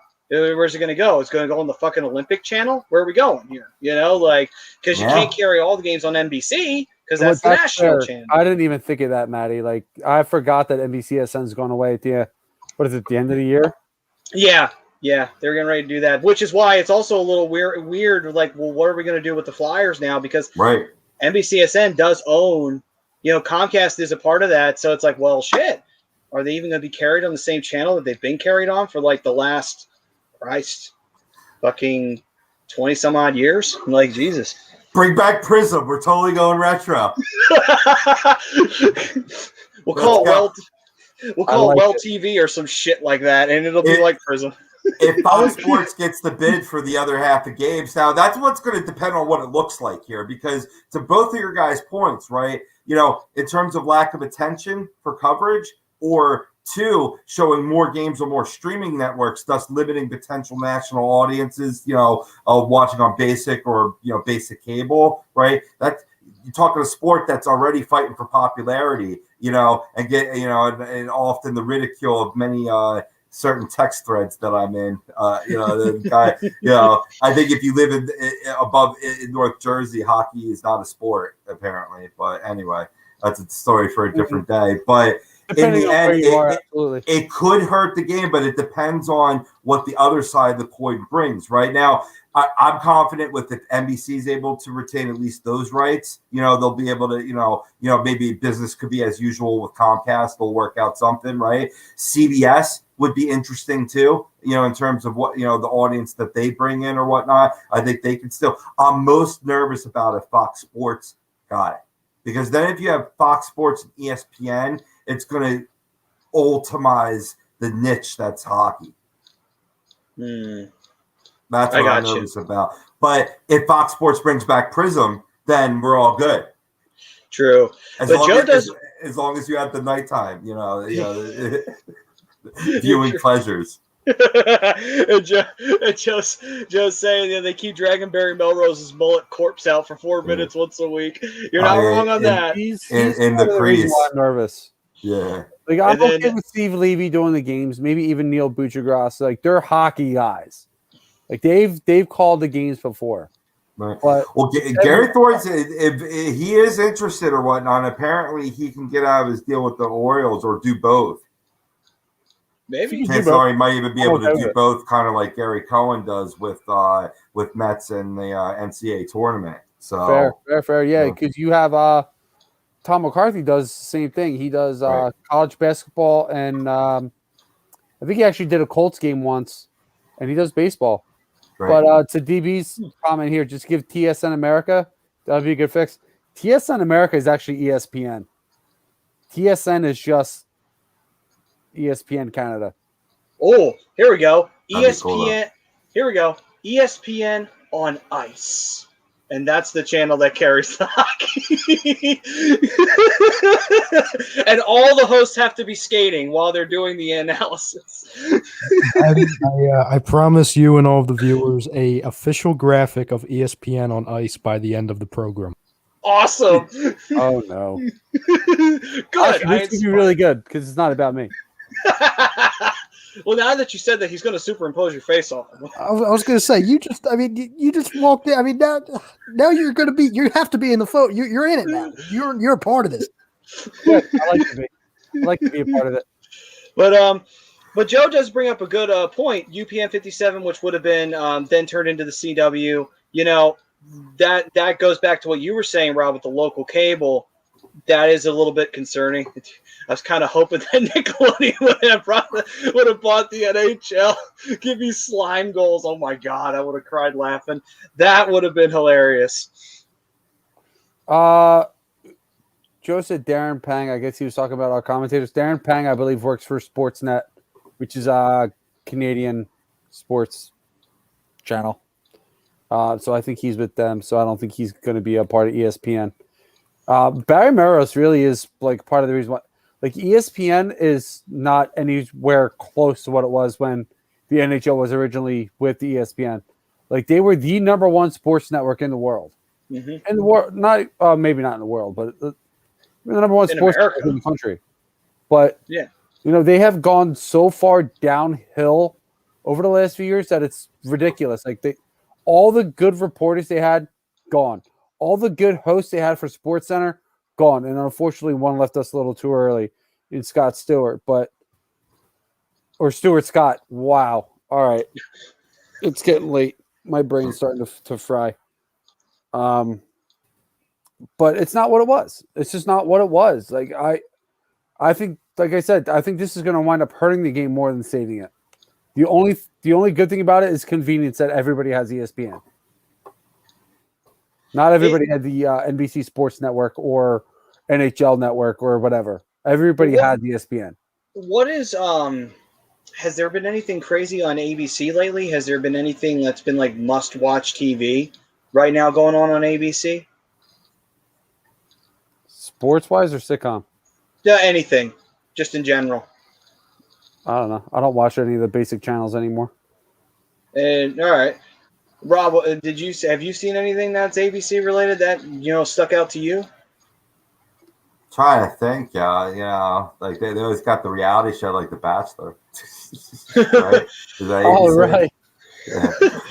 All right. So I mean, if that's your only competition, then maybe as the deal goes along, technically you only carry like 25. Maybe you can get wiggle room of possibly getting more added on as the deal goes forward if the ratings are good for hockey, which maybe they will be on ABC if nothing really major is happening television-wise on that channel. Possible there. ESPN playoff hockey is great nostalgia. The opening broadcast music was great. Oh, and that is coming back. That is coming back. They're bringing that back. They made that a point. Thank God. That teaser, commercial for it. Yeah, that was pretty nice. It just brought it all flooding back, like all the great calls or whatnot, and that's why I was nostalgic for Gary Thorne. But if you're talking about if you want to start like a new wave, right, in terms of like the next great national, because we have a big hole to fill now with Doc Emmerich hanging them up. Right. Yeah. One guy that's really impressed me, and he's actually a guy that Doc Emmerich has helped, bring up and sort of like, help pave his way. Like, I forgot, I watched that special. There was a former announcer that paved Doc Emmerich's way and, sort of like, mentored him coming up. But Doc Emmerich mentored a New York Islanders play-by-play, Brendan Burke, who, if you ever heard him call a game, he calls a nice game. And if you want to elevate a guy like that to a national broadcast, or even a guy like you've used in the past, like a Kenny Albert, right? Just to start that, like, sort of like that, you know, to answer like who you're gonna like, that could set it up for success, I think, a little bit more, in my opinion. Just not Mike Tirico. Yeah, well, he's NBC. We're good. Yeah, he's horrible. He's done a couple NBC hockey games, and they were not good. Not good at all. So what's your, like, before we, because, you know, there's a couple other guys I want to talk about from around the league. You know, one hanging him up and one getting his first NHL back of the net taste. In terms of great nostalgic moments with ESPN, what's some of like your guys' like memories that stand out? I mean, I mentioned the Ray Bork winning the cup call. That's definitely, I think, my number one. But not even ranked. Like, what's some what do you remember most about back in the day with ESPN? Does ABC get included in this? Sure. Oh, easily the Paul Kariya off the floor on the board call from by oddly enough, Gary Thorne. Yeah, I'm trying to. Went from being dead to scoring a goal in about 5 minutes span. So now I do remember. My favorite. Now I remember this one. It's not a goal and it's not a great save. It was a great defensive play, and I forget if it was from the Dallas Stars, and I forget if it was Darian Hatcher or it was somebody took a really nasty shot off the leg, and he went down, and he couldn't move. His leg would not go up. So he was crawling back to the slot to block another shot, and then finally the referee blew the whistle, and freaking Thorne is losing his fucking mind because this guy is literally crawling himself back to the position to block another shot. And for the life of me, I fucking forget who it was on the Stars.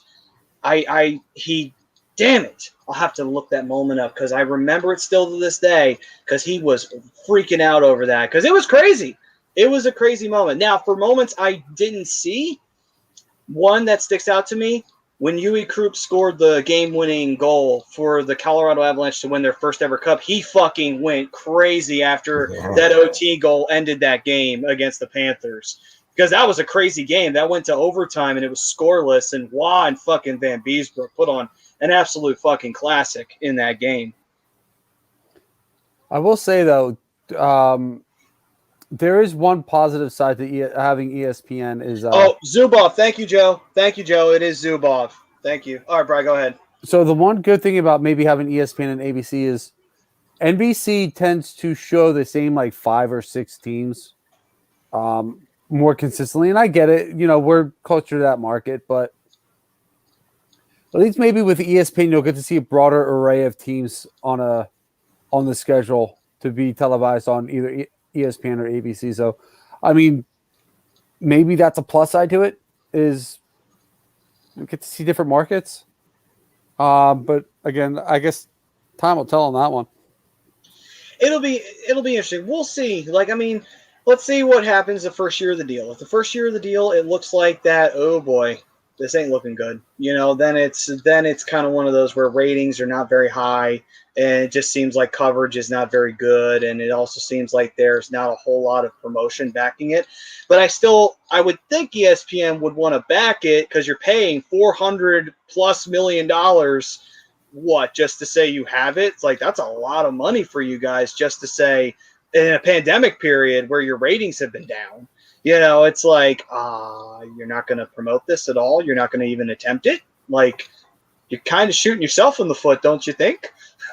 Because if worse comes to worse, if this deal is terrible, 7 years goes down the road from now, they'll just go back to fucking NBC because NBC ain't going anywhere.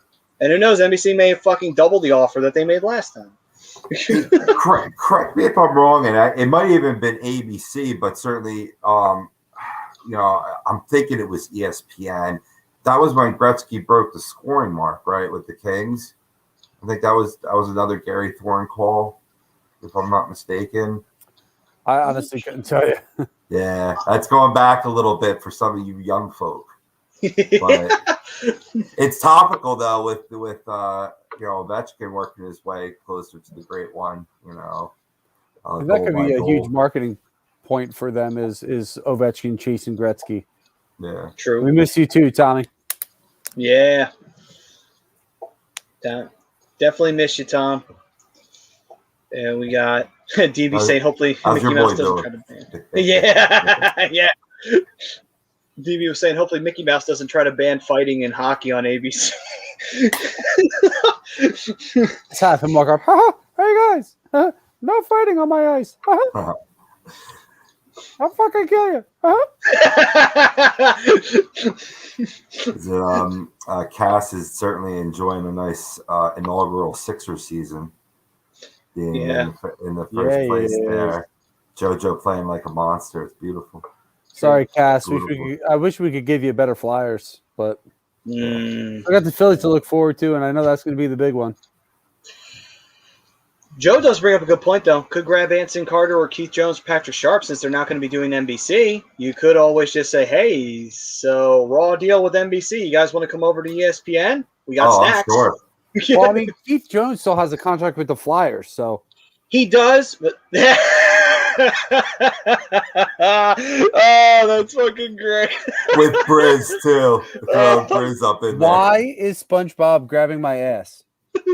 He's not. It looks like he's grabbing your balls. No, he's grabbing my ass. You might want to look at that again. Oh no, okay, I see now. Yep. He's slipping on the ice. He's trying to hold on for dear life. He's going to drag you down too, Brian. You're saving him from falling. Yes, I got it. I got it, Brian. Oh my god.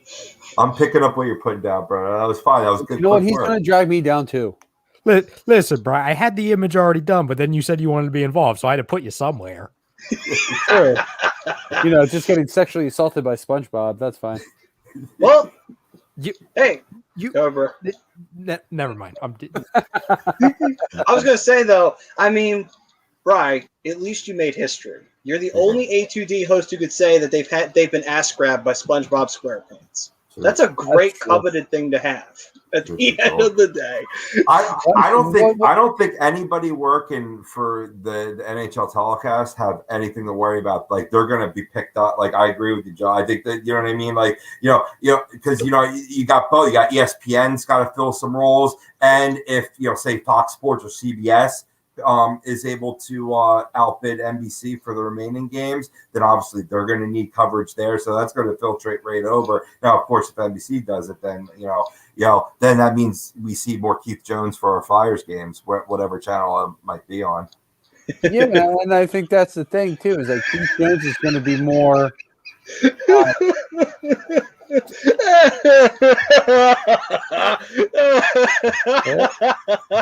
Oh.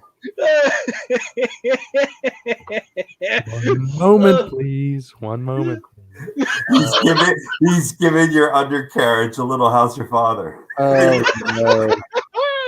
I can't believe the Sarah Jessica Parker reference is coming back. It is. That was like 6 months ago to Sarah Jessica Parker. Don. That. We got to give Don props on that one. Absolutely. Don, I thought we were boys, man. You're going to go ahead and do that to me again? Put me through that mess. That's your fault for taking shots at the Red Wings. Wasn't even taking a shot. You were. I was. No. I wasn't taking a shot. It's not a shot if it's reality. Them some facts. Right? It's not a shot if it's true.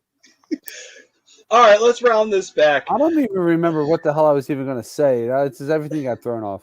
But so final bow on this. NHL officially back on ESPN for 7 years and ABC. We'll see what this deal entails. We'll see what kind of coverage they're going to have and what kind of promotion we've got from them. So the NBC era is officially over by the end of this year, and by the time the cup is awarded in July, and we go back to the ESPN era. All right, so Rob, a couple of things you wanted to talk about around the league before we wrap this bad boy up? Yeah, we can't wrap the show up without talking about Brent Seabrook. If you haven't caught it earlier this week, last Friday, he decided to hang up his skates due to injuries. Won 3 cups, Chicago Blackhawks in 15 seasons of play. I was looking over his stats over the course since I got this news, and got in a little conversation with Prism. I'm sure he's going to chime in, but I wanted to bring it to you boys. Does Seabrook hit the Hall of Fame? Interesting. Bring up the stats. I'll let you talk amongst yourselves while I go have a smoke. That's interesting. tough. It's kind. I'll be listening on YouTube. It is. Like, subscribe. It's kind of like it's kind of the talk about. It's kind of like when you would say, oh, "Okay, does Jarmison fall into that?" You know what I mean? Because they're both, they were both really solid defensemen. I mean, Seabrook obviously, stayed with the Blackhawks. Jarmison eventually left, but because Duncan Keith is a surefire Hall of Famer. We know that for a fact. But it's I don't know if I would even put Duncan Keith in that. He's had a couple bad years in his career. He has, but I think for the most part, he's overall had a really great year, really great career. I'm bringing up his career numbers now. 1,100 games played, 464 points in his career, plus 111. 159 power play points, 19 game-winning goals. Any Selke trophies? Or no? I'm sorry, Norris trophies. Probably. Hang on, let me bring up Hockey Reference. That'll tell you all the awards he's won as well.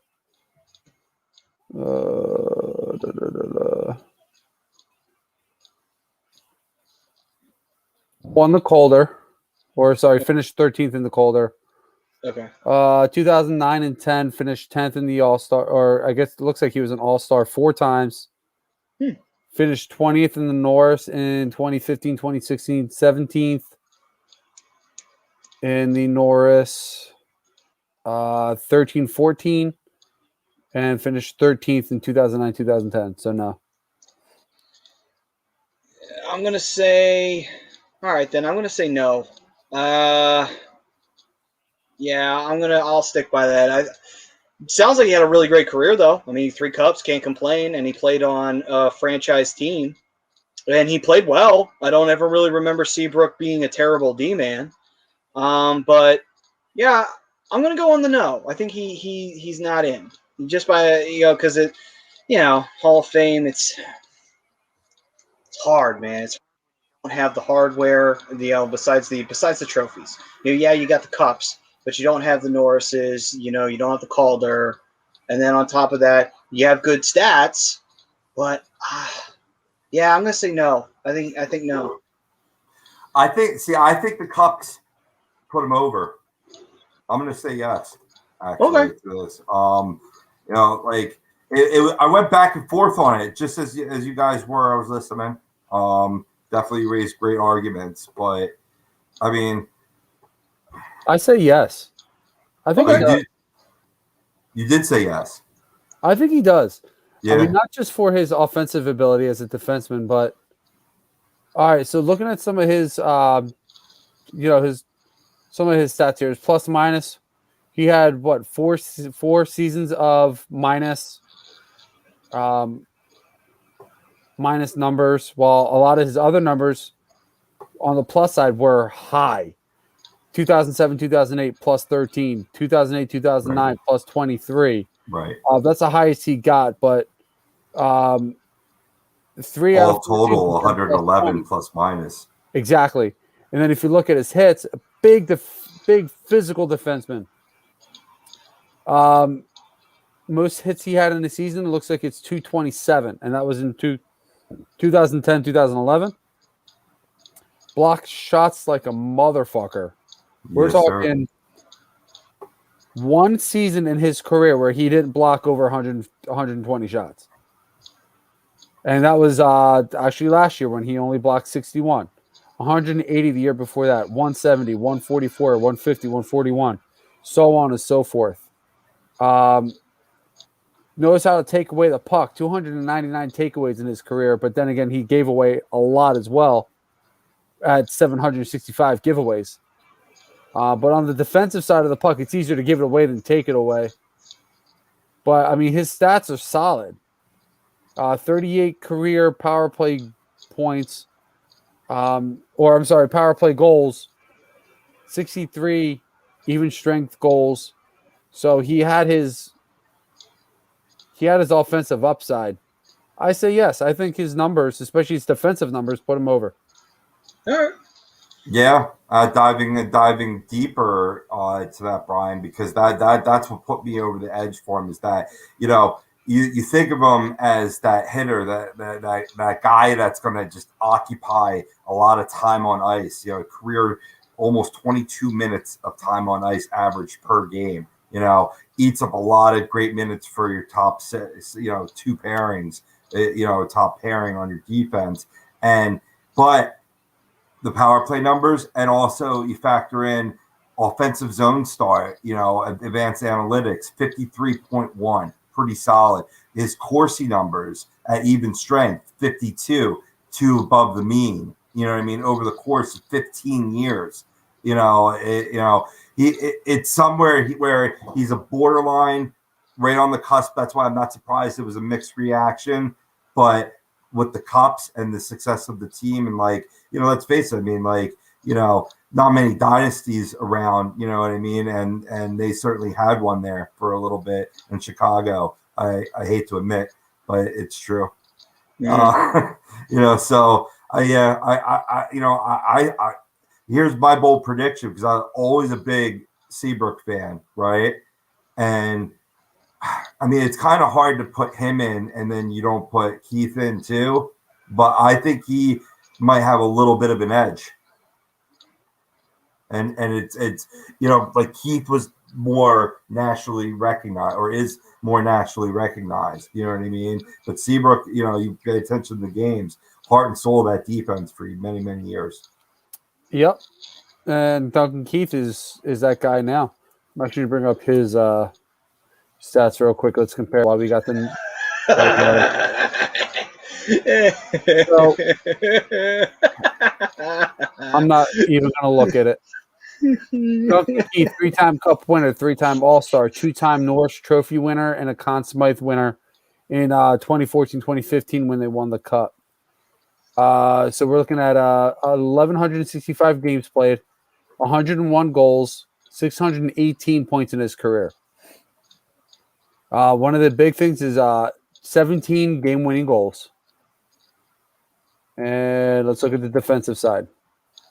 A few years where he's had 19. Yeah. So a few years where he had less than 100 blocks, but not by much, except for 2012, 2013, which I believe was a shortened season.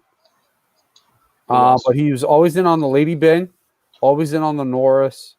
He was in on the Hart Trophy in 2013, 2014, which was by far his best season in the NHL, next to 2009, 2010, which is ironically the two of the 3 years that they wound up winning the Cup. What's his career plus minus? His career plus minus is 156, so it's even higher than Brent Seabrook. That is impressive, yeah. 478 hits, 547 takeaways to 807 giveaways, 1,583 block shots in his career. Man, so I was definitely wrong about Keith. I think he would definitely get in the Hall of Fame as well. So I think those two guys will get in, maybe together. Yeah, it would be fitting to put them in there together, since they were part of the last dynasty and they were part of that defense. Keith may have been the quarterback of it, but Seabrook was a very important part of it. And so, I mean, when you look at the Blackhawks, yeah, it's easy to go back and say about Kane and Taves, which we all know they're both Hall of Famers. But when you talk about but let's take a look back there, it's like you look at some of those players, it's like, shit, man, they had a really good defense too. Like, no wonder this team won 3 fucking cups, Good team, good coaching. Yeah. Good defense. So, but yeah, I mean, hey, congratulations to Seabrook for his career. You had 3 cups to your name, man. You were part of the, one of the last 2 dynasties in the NHL. Well, I guess 3. I guess you could argue the Kings would be a dynasty too because of the 2 that they had. But, out of the last dynasties that we had in the NHL, you were part of one of them, and you were an integral part of it. So congratulations. Congratulations on a great NHL career to you, and best of luck. You know what, All right. Fredo, put up that meme up again. I do kind of want to see it. I'm a little nervous about it, but I definitely want to see it. How long ESPN on Ice, America's 27th favorite game show is that? I don't see it. I don't see it. I think the one with the long hair is Brian. I wish. I always wear a hat. All right. So, there was another player you want to talk about, Rob? Yeah, there's one other guy that I sort of have as if we were doing 3 stars of the week, but I could talk about him in the constructs of just overall NHL news. That's totally your call. I don't know how much longer you boys want to go this evening, but go ahead.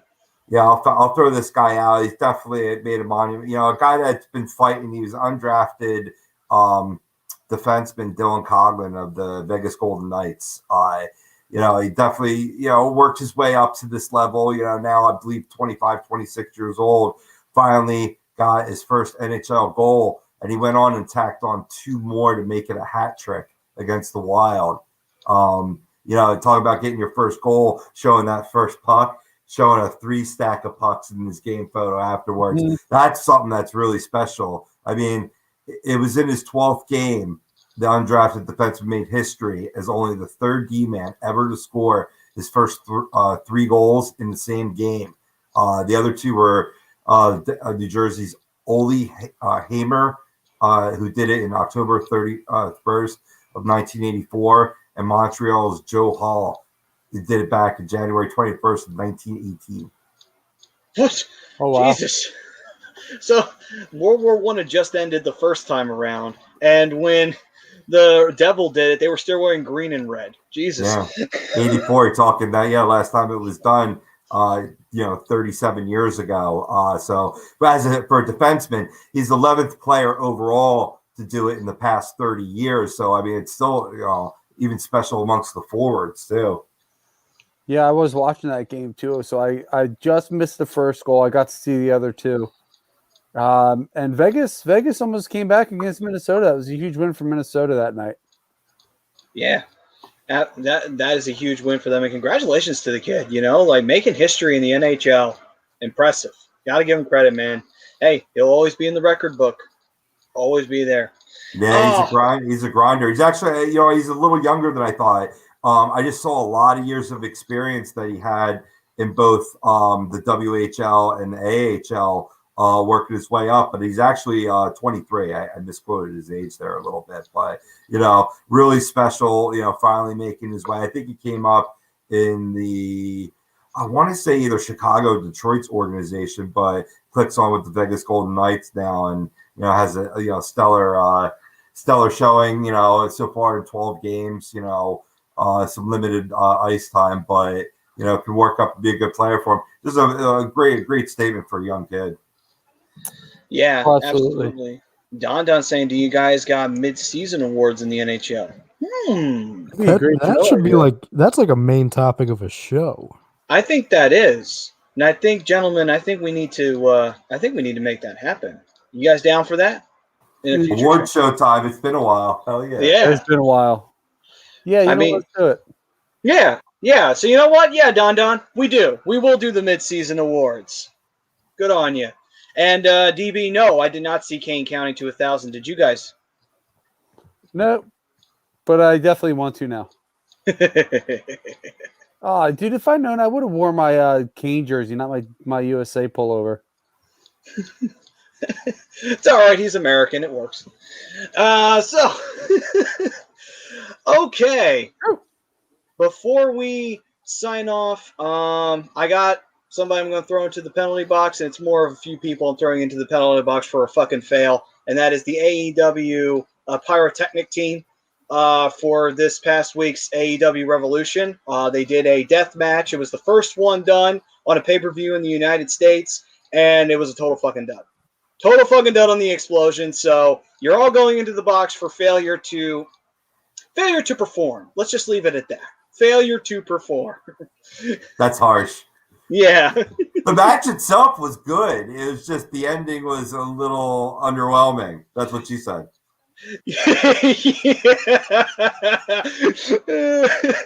You know, sometimes some people just have a little bit trouble having that explosion at the end.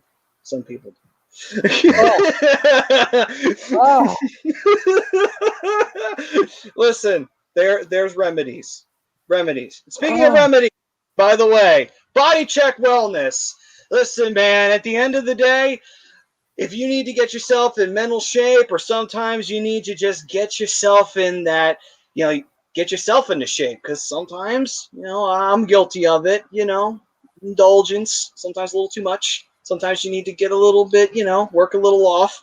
And Body Check Wellness is a great way to do it, man. They get you perfectly ready to go, fired up, and get you mentally in the right zone so that way you can work on those things. And if you are on right now, going on to Body Check Wellness, A2D, 20% off, guys. That will get you 20% off great products like topicals, ointments. They've got gummies, they've got edibles, they've got everything. And they have THC-free products, by the way, because Body Check Wellness uses certain nutrients in hemp. So if you're a little bit standoffish, you do have the THC-free products. You get yourself started in, maybe get yourself a little comfortable with it. All of it's great, though, at the end of the day. And Rob can attest to it. He's been using it. And Rob can tell you right now, it's done him a hell of a lot of good stuff right now.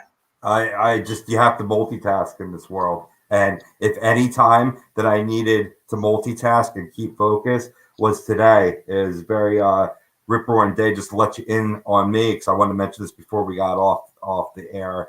I wanted to, request the family to put out some well wishes, both to me as well as James Wilder's family.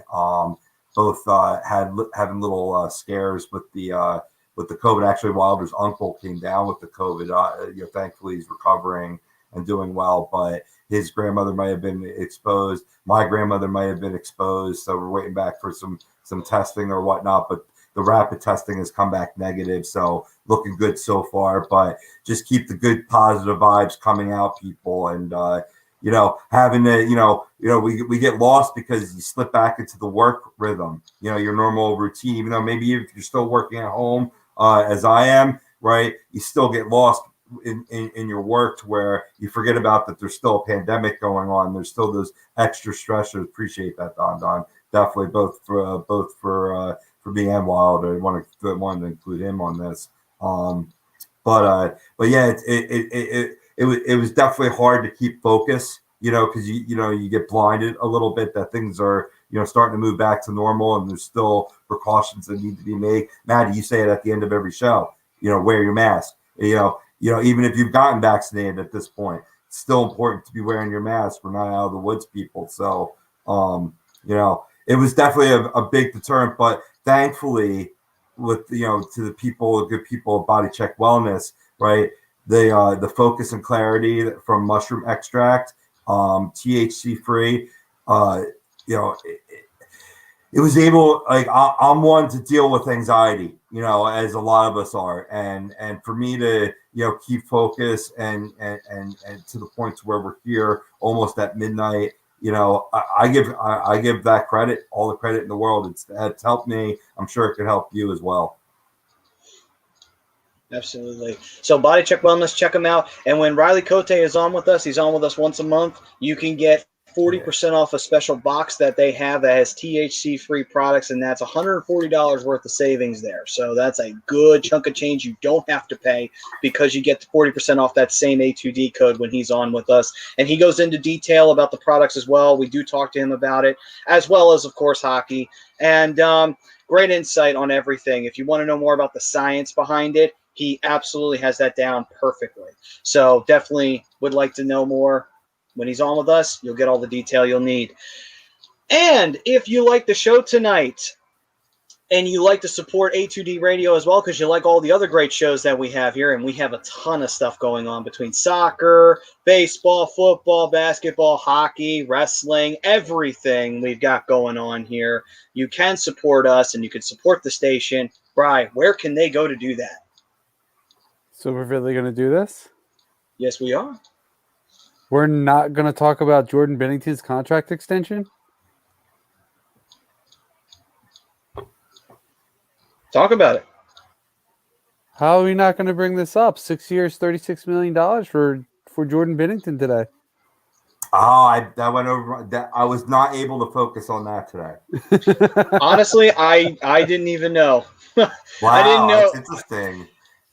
And he had been playing, I thought, poorly. Didn't he get pulled the other day? Yeah, he got pulled against San Jose, and we all saw the result of that. Yeah, I don't think he's been too bad this year. I mean, obviously he's not doing great because he only got $6 million a year in his contract extension, but they're putting a lot of faith in the guy. I don't know if that's career numbers or regular season, but we're going to scroll down a little bit. So for this season, 19 games started, 9-6 record.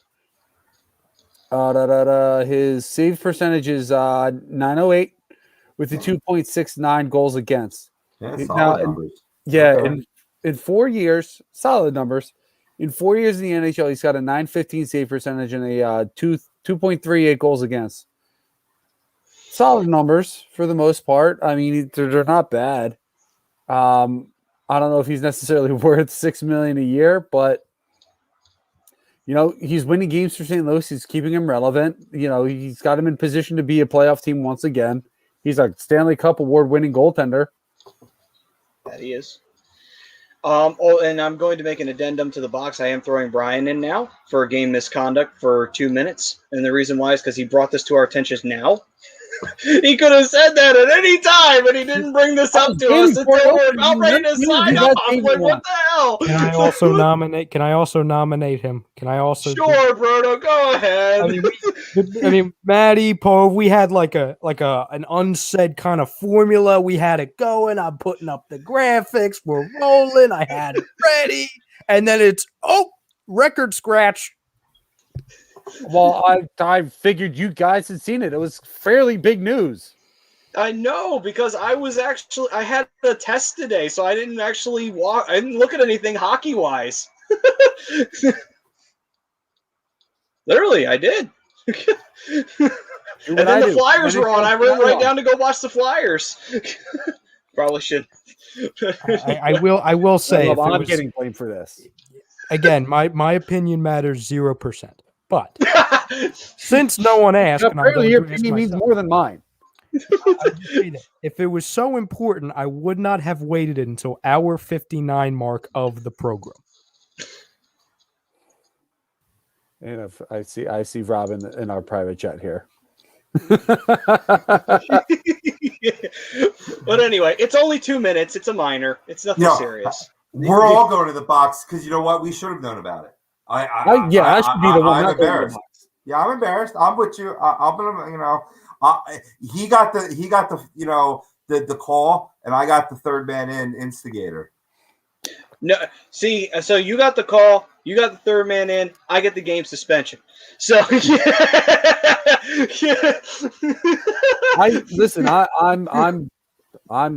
I'm sitting here talking to the refs, trying to get myself out of the box.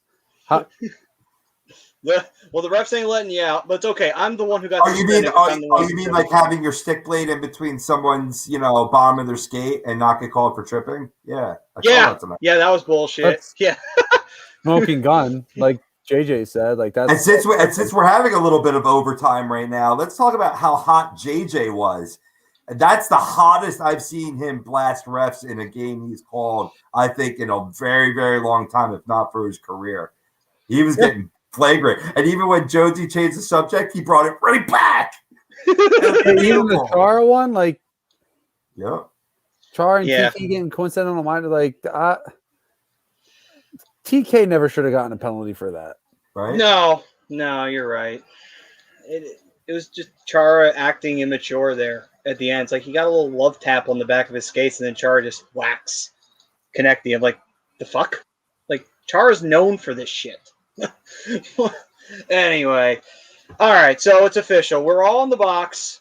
I'm not in the right? box. He's Fuck only got that. two. You got a I 2-minute don't deserve to minor. be in the box. You're a two. You get 2-minute minor because you failed to inform. Meanwhile, Rob's got the third man in because he didn't pick it up, and then me, I get the game suspension because I definitely should have picked it up. So it's my fault. You guys, I should say you guys. I'm going to point the finger at Maddie on this one because he's pointing the finger specifically at me. It's my fault. You weren't paying attention all day and didn't see the alerts. Yes. We're in this together. We're in this together. We're a fucking tripod. Get it together.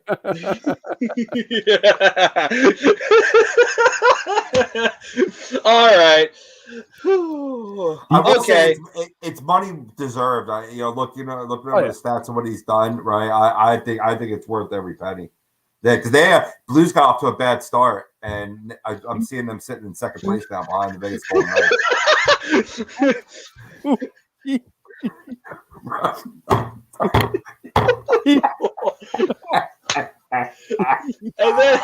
and then Don followed it up with 2 minutes, Sarah. Oh my god. I was going to come in with something funny, but I don't need to speak. So good night, everybody. The DB saying next week it's 3 hours of Jordan Bennington. Oh my god. Oh, It has okay. been a rough night, dude. All right, yeah. So been a rough night for me, my brother. We dropped the ball there. We dropped the ball. We dropped it. We got it. Hey, you fumble it every once in a while. It's what happens. Even the best players have a bad day. At least it was at the end of the show. Yes. You dropped the ball. All that meme is missing is having Ralph doing the curly la di da di. Let's go! Oh, God. Exactly. All right, let's wrap this up. God damn it!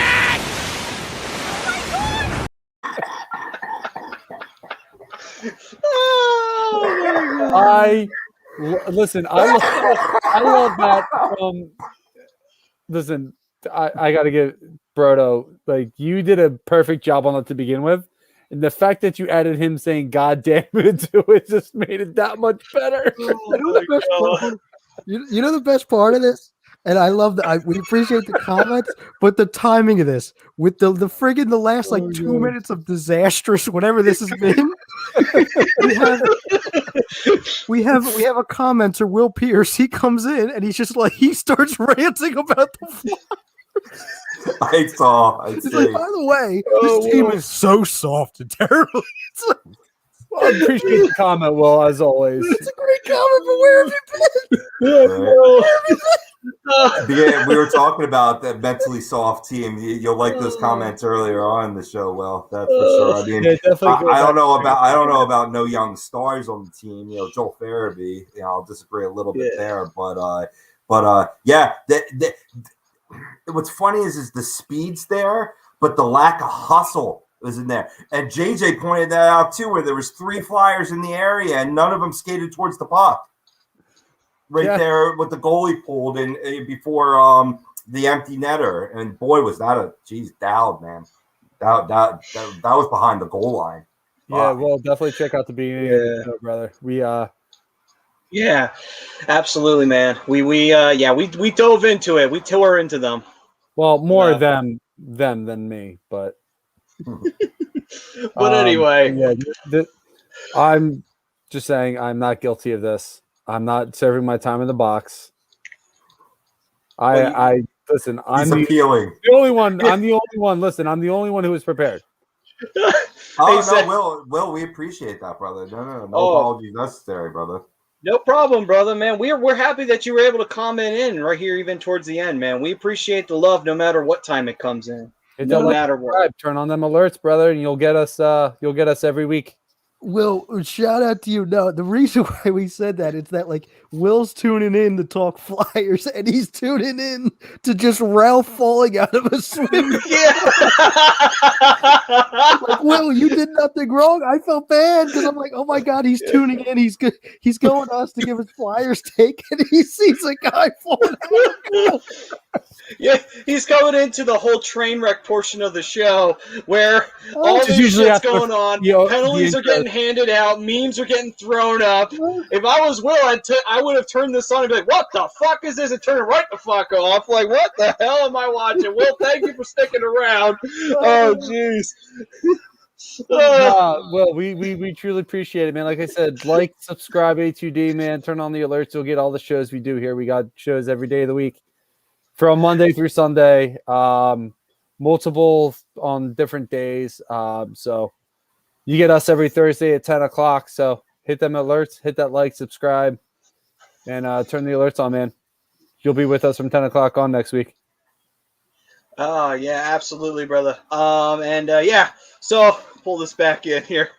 Brian, so what was the promo we were doing again? Where can people go to support whatever the fuck we were just doing and the rest of A2T? Head over to Philly Drinkers LLC, phillydrinkers.com. Get all your merch there. T-shirts, show shirts, sweatshirts, hoodies, Nike hoodies selling like hotcakes over there right now. $44.99, I believe, was the price on that. Get your hats, all kinds of other A2D merch. You can go show specific. You can just go A2D supports the station as a whole. We appreciate everything that you guys do for us and allow us to come on every week to do what we do and interact with you guys. We love you guys so much. So thank you for that. Head over to phillydrinkers.com, Philly Drinkers LLC. Alex, our boy, will take good care of you guys. Absolutely. He makes really great shit. Don's comment. Oh my god.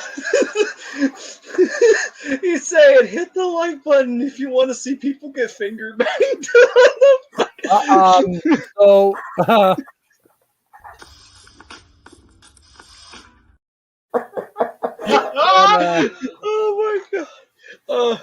I got no.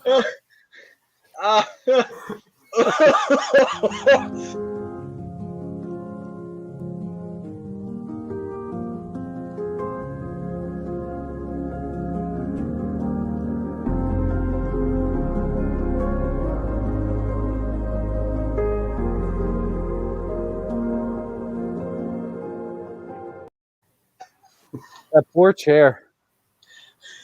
R.I.P. chair. R.I.P. chair. Oh my god, Prism. That was a great way to wrap up this show because it's just a sad day. Can we please, Priz, stop giving them ideas because remember the good Roto's times. going to have something for next week. Well, you know how you know how this is the intro video for all of our shows. I'm dying. Yeah. That one. Next week it's gonna have it's gonna be something involving what Prism said. Oh god. We're gonna have some. Never mind. Oh no. Priz, what are you doing to me? I think DB says it best. The rails are off. Hey, the rails can never come off if they're never on. That's a good point. Think about that. They can never come off if they're never on. That is a good point. All right. We'll sit here and talk hockey for half an hour. Then we'll bullshit, and then we'll go back to hockey. You have to bring it back in, and then we'll bullshit some more. Oh, yes. And then we'll bullshit on bullshit on bullshit. And DB saying Jordan Bennington is a special guest next week. I wish. Awesome. Spoilers. I wish. No, I wish. That would be a great conversation to have. Listen, that'd be great. And then after that, we would have to take tongue lashings from him for dropping the ball. It's like, you didn't know about my contract extensions, you sons of bitches. I knew. Nope. I'm good. We're not going to tell him. We're not going to tell him that you knew. I will have the video ready. I'll have it ready to go. Speaking of ready to go, let's wrap this All up. Right, let's wrap it up. Okay. All right. So besides Philly Drinkers, getting all your A2D merch and body check wellness to get your mind with clarity and focus, which I think we need right now. You also have the Counseling Center Sunrise Detox. On a serious note, guys, listen, man. If you got something going on up here that you need to talk about with somebody, and you need to talk to a professional, good time to go. Seek help. Also, if you have an addiction of some kind, whether it's alcohol, whether it is drug dependency, even if it's a gambling addiction, it doesn't matter. Addictions comes in many different forms. They're terrible. They are life-destroying, life-wrecking.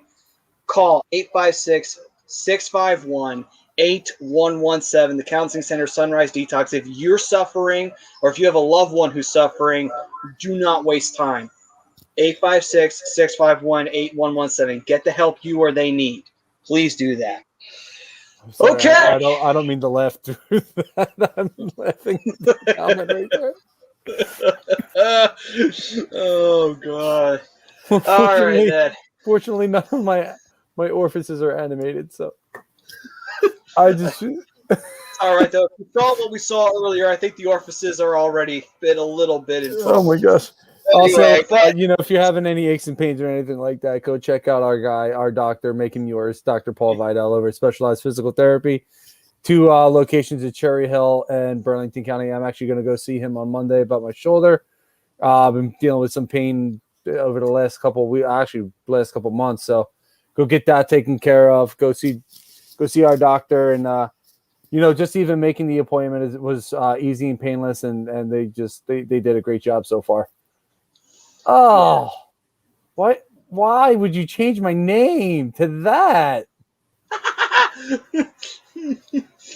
What's funny is I didn't read tentacles at first. I read something else. Oh my God. Holy Tentacle Tuesday. Oh God. If you have any aches or pains, go see Dr. Paul Vidal. He's our doctor making yours. He'll do a great job taking care of you. We need to go. I'm done. Yeah. All right. And then one last final serious thing. All Campus OC, fire did affect them down in Ocean City. And we don't know the extent of the damage, but they do have a GoFundMe. You can contribute to them. Thoughts and prayers as well will also be very much accepted and appreciated, guys. They do a lot for us. We love them, and we hope that they can get back up on their feet, and anything you can do can help them. Yeah, John's a good guy, so any kind of donation will do.